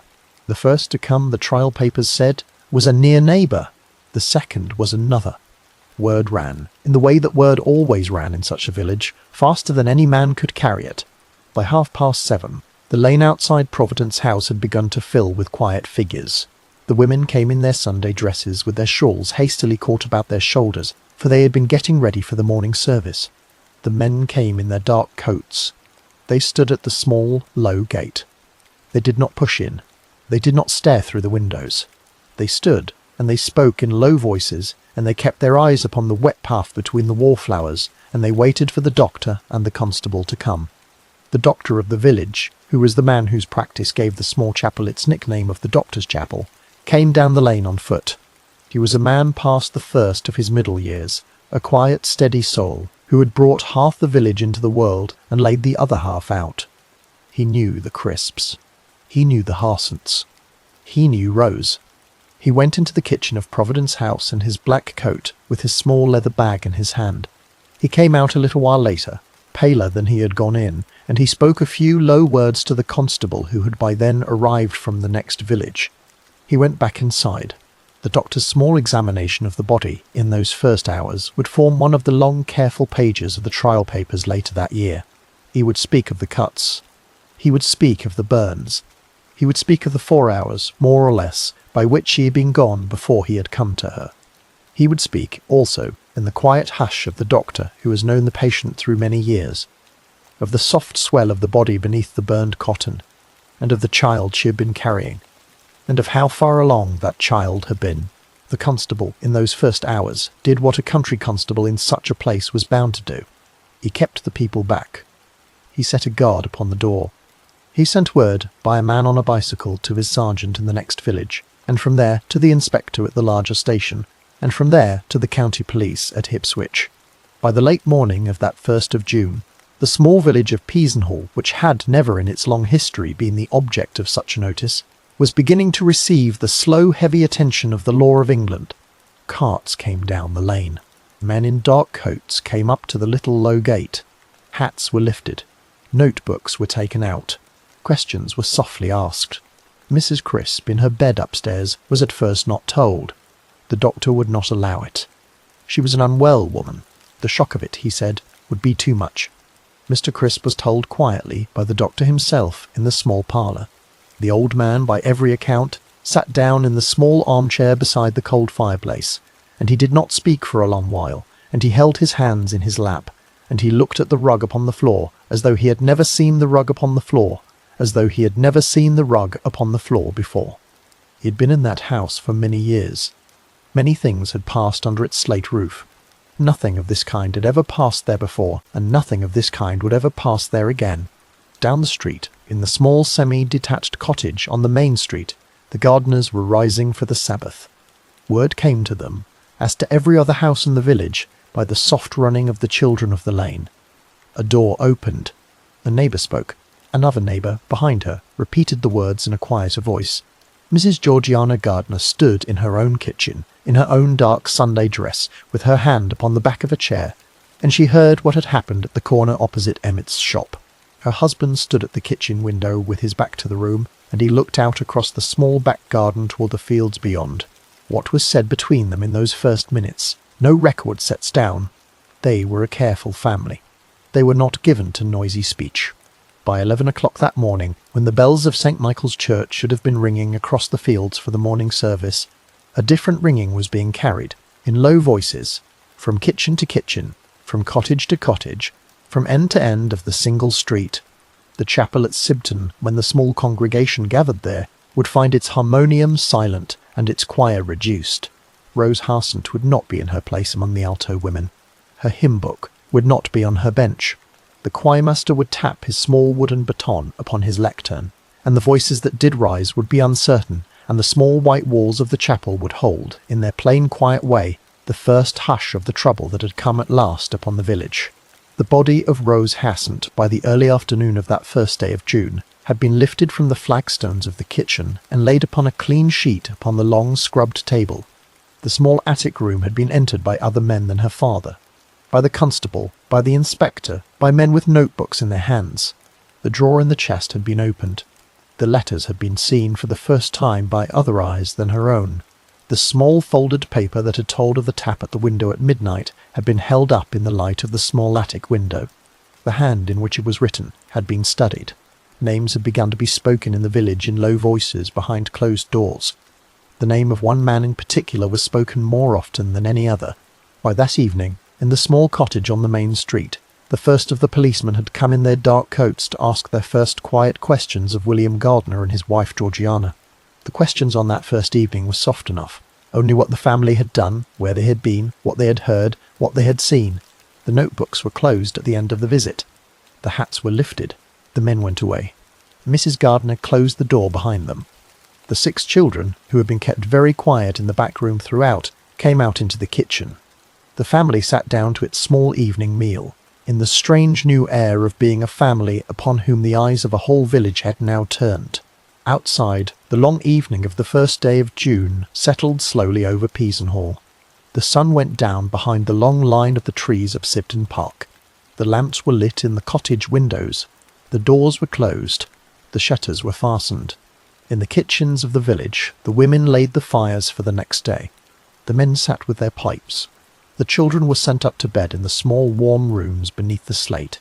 The cattle in the meadows stood beneath the trees. The swallows wheeled above the chimney of the siege drill works. The bats began their soft black curves above the roofs. In Providence House, on the corner opposite Emmett's shop, the body of Rose Harsent lay still upon the long table in the kitchen, beneath a clean white sheet, and the door of the kitchen was closed, and the constable kept his quiet watch upon the porch, and the small attic room above lay empty for the first time in a long while, with the patchwork quilt smooth upon the iron bedstead, and the candle burned out in its holder, and the drawer in the chest of drawers closed one upon the letters that no longer belong in this world. The first day of June passed. The village slept, what sleep it could, and the long, slow journey of the case, from the kitchen of Providence House to the county hall at Ipswich, had begun. Chapter 9. The 2 trials at Ipswich. The county hall at Ipswich stood in the year 1902, upon a corner of one of the older streets of the town, a tall and serious building of pale stone with high round-topped windows and a heavy wooden door, and a flight of stone steps that led up to that door from the pavement of the street. It had been built in the old style of the courthouses of England, with a great panelled chamber within, lined with dark wood, and a high bench at one end where the judge would sit beneath the royal coat of arms, and a long railed dock at the other end where the prisoner would stand. Between them lay the well of the court, The long table where the lawyers sat, the rows of benches for the jury along one wall, the small enclosed witness box where each witness in turn would be sworn, and the high public gallery above where the people of the town might come to watch. It was here, on the morning of the 7th of November in the year 1902, that the first trial of William Gardiner for the murder of Rose Harsent began. The arrest had been made on the 3rd of June, 2 days after the body had been found, after the slow patient gathering of evidence by the county police. He had been taken before the magistrates and had been committed for trial at the assizes. He had been kept through the long summer and into the autumn in the gaol at Ipswich. The papers of London and of the eastern counties had carried the story for many weeks. The small village of Peasenhall, which had never been a name upon the lips of strangers, was now spoken of in the streets of Ipswich and Norwich and London as a place of dark and unsettled trouble. The crowd that gathered upon the steps of the county hall on that November morning was a great one. Men and women had come in from the country in their carts and on the slow trains. The doors of the public gallery were besieged from an early hour. The press of writers from the newspapers filled the long wooden bench set apart for them.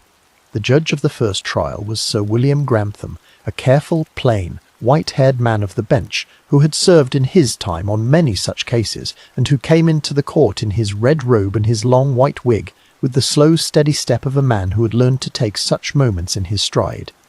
The Crown was represented by Mr. Henry Fielding Dickens, K.C., the son of the great novelist, a man with the long, careful face of his family, and a quiet voice that could nevertheless fill the panelled chamber to its high ceiling. The defence was led by Mr. Ernest Wilde, a younger man, of sharper voice and more fiery manner, who would in later years rise to the bench himself, but who in that November of 1902 was making his stand for the life of a working choirmaster from a Suffolk village. The prisoner stood in the long railed dock. He was by every account a tall and dark-bearded man, plainly dressed in a dark coat, his hair carefully combed, his hands resting upon the wooden rail. He gave his name when called upon. He pleaded not guilty in a clear voice. He took his seat upon the small wooden bench within the dock. The jury, 12 men of the county, took their oaths upon the small black book and seated themselves in their long row along the wall. The case for the Crown was a careful one. It was not in the end a case of a single great proof, but of a long, slow gathering of small ones. There was the matter of the rumours that had begun at the doctor's chapel in the spring of 1901, and the chapel inquiry that had followed. There was the matter of the letter that had been found in the drawer in the small attic room, the short folded paper that had told its reader to expect a tap at the window at midnight. There was the matter of the hand in which that letter had been written, which the Crown's witnesses said was the hand of William Gardiner. There was the matter of a small medicine bottle, found near the body, with a printed label that bore the name of a chemist in a nearby town, and which had been traced, the Crown said, to a particular purchase. There was the matter of certain footprints, certain stains, certain pieces of cloth. There was the matter of the small piece of newspaper, found crumpled upon the kitchen floor, of a particular issue of a particular newspaper, said to have been delivered to a particular cottage on the main street. The witnesses came forward one by one. There was William Harsent, the father of the dead girl, who told of his Sunday morning walk along the wet street, and of what he had found in the kitchen of Providence House. There was the village doctor, who told of his examination of the body. There was the police inspector, who told of his investigation. There were the 2 young men of the village, Alphonso Skinner and George Wright, who told of what they had heard at the doctor's chapel in the spring of 1901. There were neighbours from the main street, who told of comings and goings in the night of the storm. There were chemists, who told of the sale of a particular medicine. There were handwriting men, who told of the loops and the slants of certain letters and certain pieces of paper. The defence in its turn brought its own witnesses. Mrs. Georgiana Gardiner stood in the witness box and answered the careful questions of Mr. Wilde. She told of her husband's movements on the night of the storm. She told of the soft sleeping of the children. She told of the stove and the kettle and the small bottle of medicine on the kitchen shelf. She did not weep. She did not waver. She gave her account in the steady voice of a woman who had borne her trouble for many months, and was not now to be turned aside from her testimony by the questions of any lawyer in a black robe. Other witnesses came forward for the defence, neighbours, fellow workmen from the Cedro works, men of the chapel. They spoke of his good name, of his long standing in the village, of the Sunday hymns and the small wooden baton. The trial lasted 3 days. The judge summed up. He laid the evidence before the jury in his slow, patient way. He spoke of what was proved and what was not proved. He spoke of the burden upon the Crown. He spoke of the careful weight of the law of England, that no man should be convicted of murder save upon the plain evidence of his guilt, beyond a reasonable doubt. He sent the jury out. The doors of the jury room closed behind them. The court fell into the long, uneasy silence that always falls upon a court when the 12 men have gone out to consider their verdict. The jury was out for many hours. Word came back at last that they were not agreed. The judge sent them out again. They came back again. They were still not agreed. It was at length set down that they could not, in any honesty, return a verdict. The whisper that came down from the jury room, and that was carried by the writers of the press in the long, careful sentences of the next morning's papers, was that the 12 men had stood 11-1 in favour of guilty, and that the one had not been moved. By the law of England as it then stood, a single dissent was enough to prevent any verdict at all. The judge discharged the jury. He set the case over for a new trial. The prisoner was taken back to the gaol at Ipswich. The second trial began on the 20th of January in the year 1903. The judge this time was Sir John Compton Lawrence, another careful man of the bench, of his own quiet manner. The Crown was again represented by Mr. Henry Fielding Dickens, K.C. The defence was again led by Mr. Ernest Wilde. The prisoner was again brought up to the long-railed dock, in the same dark coat, with the same carefully combed hair. He pleaded not guilty in the same clear voice. The same witnesses, more or less, were called. The same evidence, more or less, was laid before the new jury of 12 men of the county. But the second trial was not the same as the first. The defence had had some months to consider the case made by the Crown. Mr. Wilde had sharpened his questions. Some of the small, careful proofs of the Crown were now answered with new, small, careful proofs of the defence.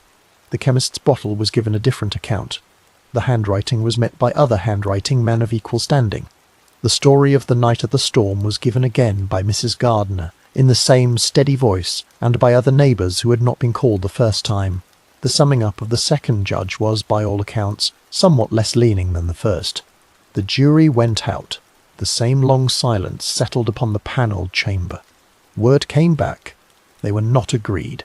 The whisper this time, that the press carried in their long, careful sentences of the next morning, was that the second jury had stood 11-1 in favour of not guilty, and that the one had not been moved.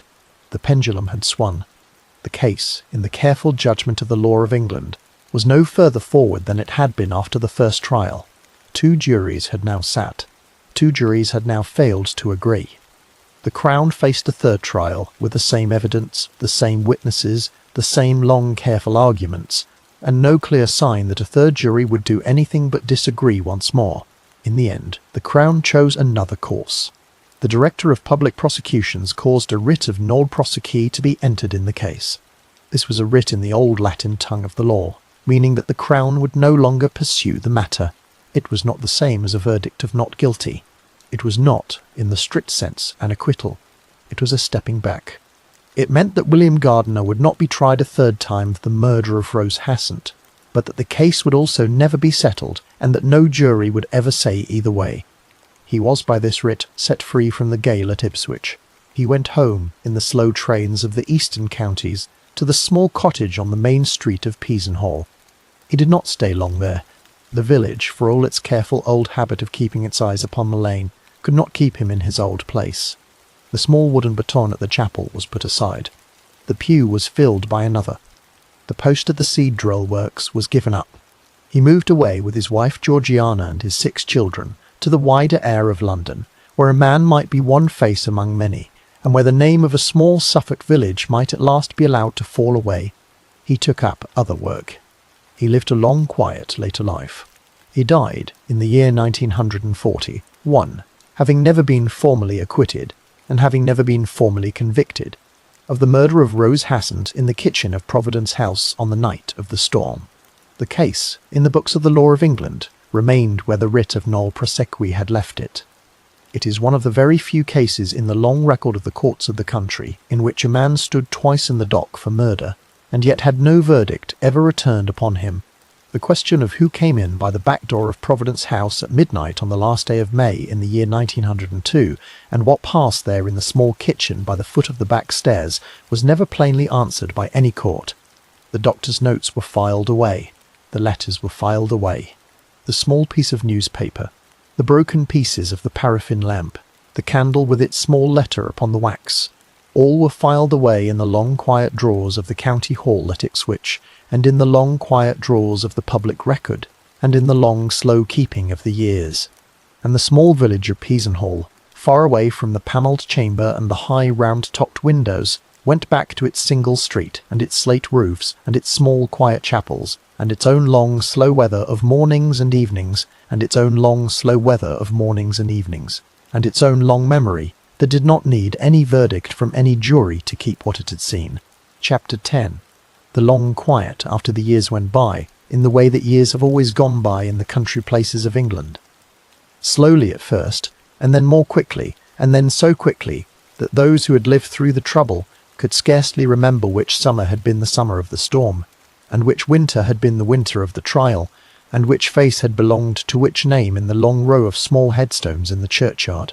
The seasons turned. The hawthorn bloomed white in the hedges of Peasenhall, year upon year, in the soft warm airs of the late spring. The cuckoo was heard from the wood at Sibton, year upon year, in the first warm days of May.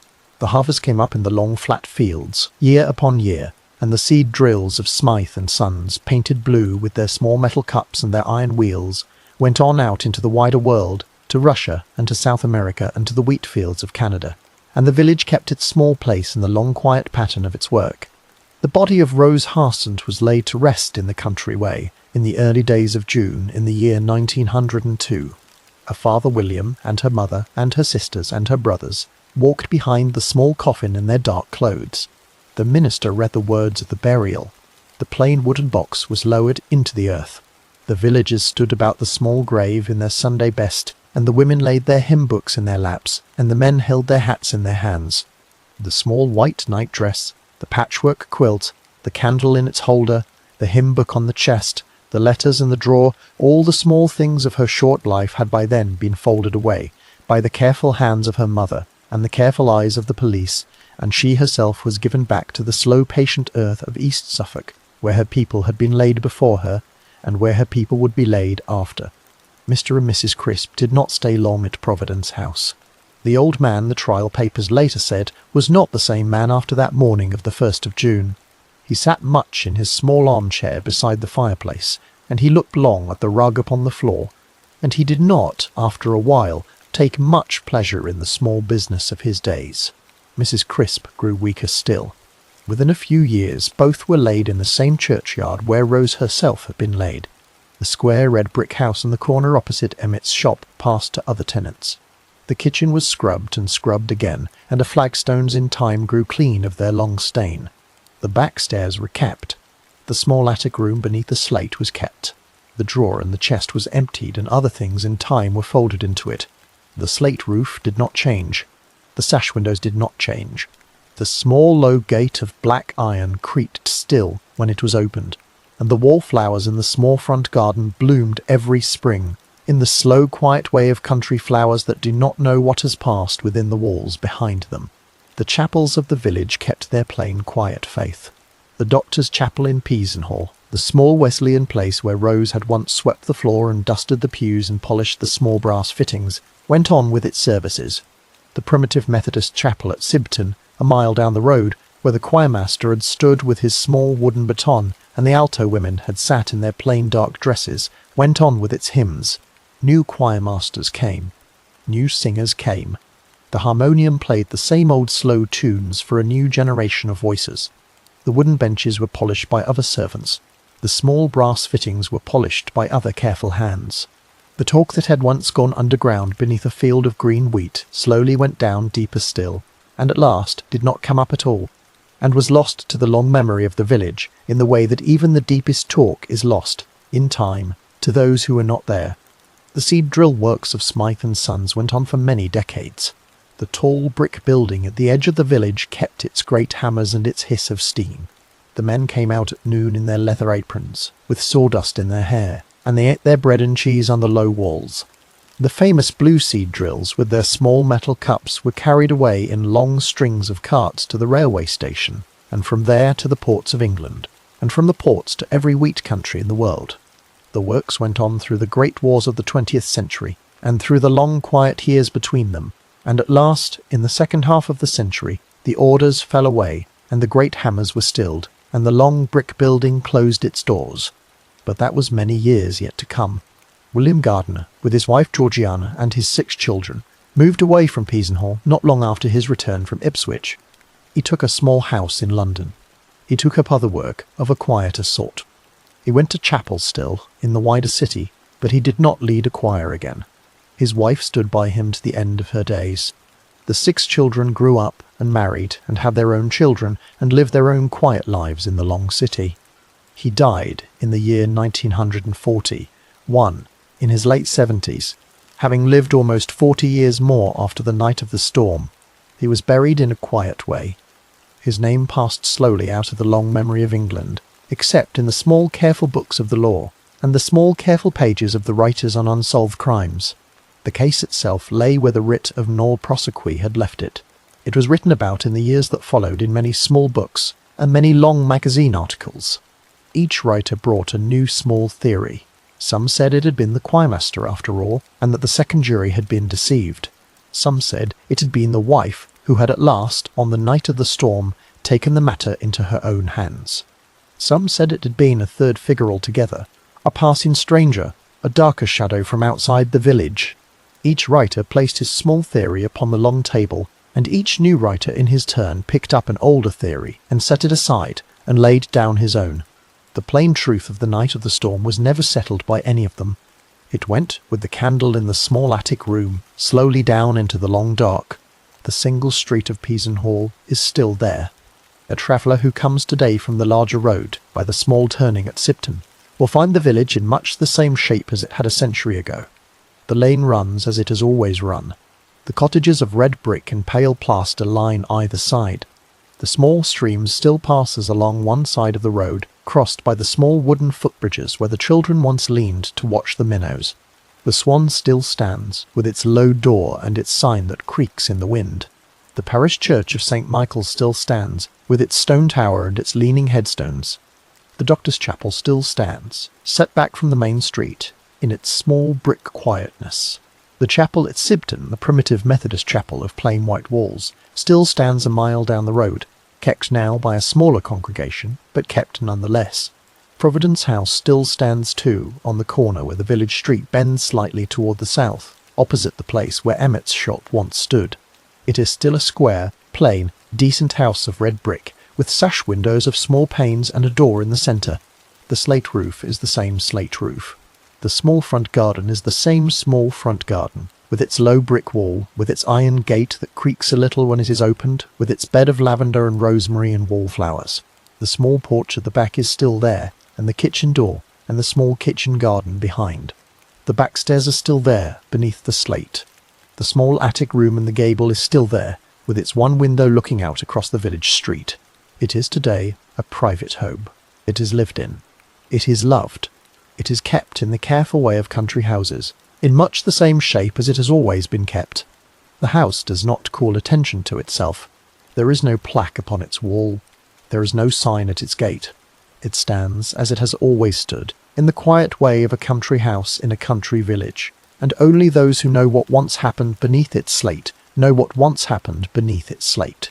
The sea drill works has gone, in the slow way that the great works of the country places have gone, replaced now by other small things on the same old ground. The smithy has gone. The forge is cold.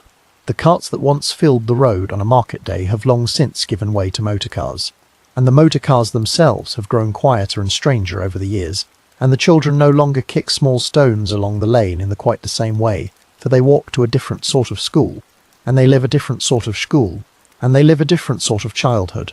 The old men who once sat on the bench outside the Swan with their pipes are long since gone.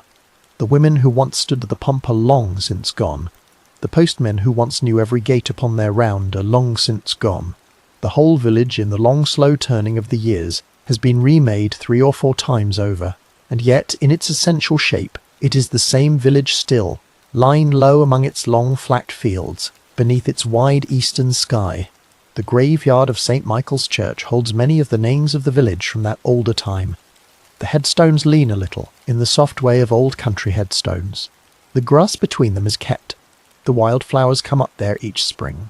The cowslips, the small pale primroses, the daisies.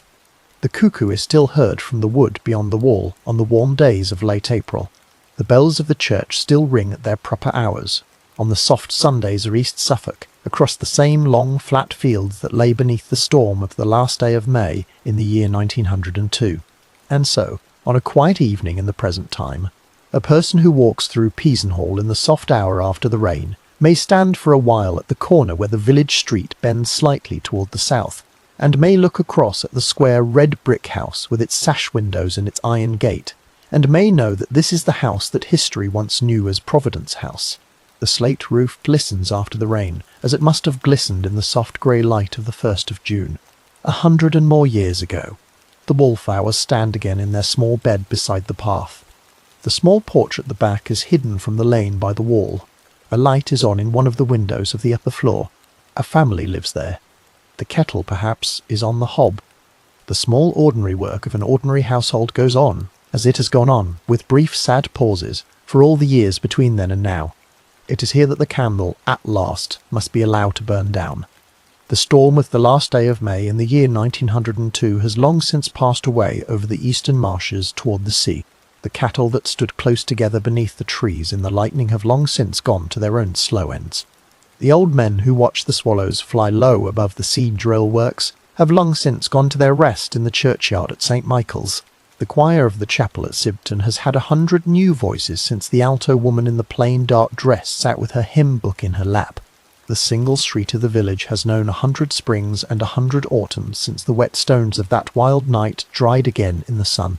The world has grown larger and stranger and louder and faster, and the small village has kept its own quiet beneath its own quiet sky.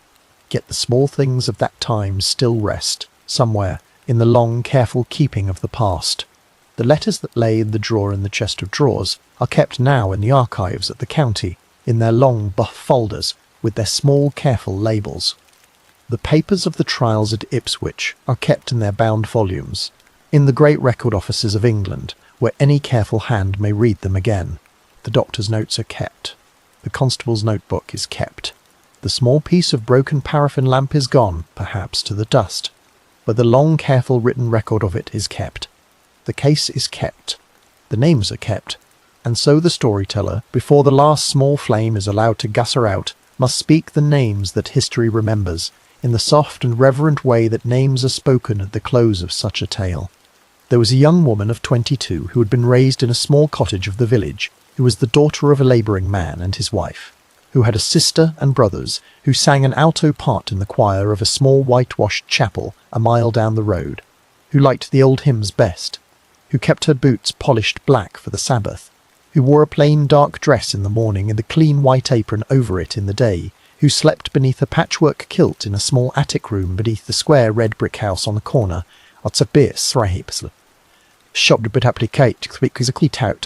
Her name was Rose Ann Harsent. The child she carried, who was lost with her in the small kitchen on the night of the storm, was given no name in any record of the law, but was known to her, in the long quiet of those last weeks, as her own. The storyteller speaks them both, the mother and the unborn, with the soft reverence of an old observer who has seen many such tales, and who knows that the dead were once living, and that the living deserve to be remembered, when the candle has burned down to its holder, by the soft saying of their names. The storyteller speaks also, in the older fashion, the names of those whose lives were broken about that one. There was William Harsent, the father, who walked along the wet street on a Sunday morning with a small parcel under his arm. There was the labouring family of the cottage at the other end of the village, who raised in their plain way the daughter who would not come home. There were the elderly Crisps of Providence House, who slept their heavy sleep through the night of the storm, and awoke into a day that they had not known would come.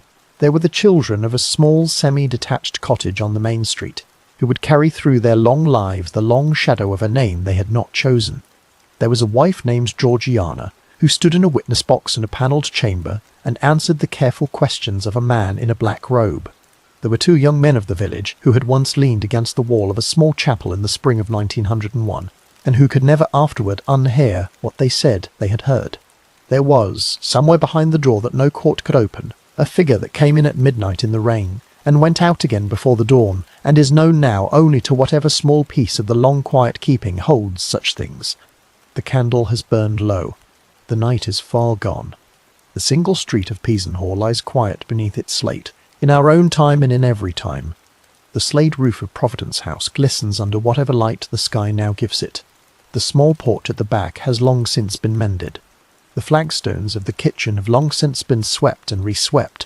The wallflowers come up and bloom and fade and come up again in the small front garden beside the path. The chapels still stand. The graveyard still holds its leaning headstones. The wide eastern sky still bends low over the long flat fields, just as it bent low on the last warm day of May in the year 1902, when the swallows flew low above the chimney of the seed drill works, and the old men said there would be thunder before night, and the candle in the small attic room was being made ready for its last hour.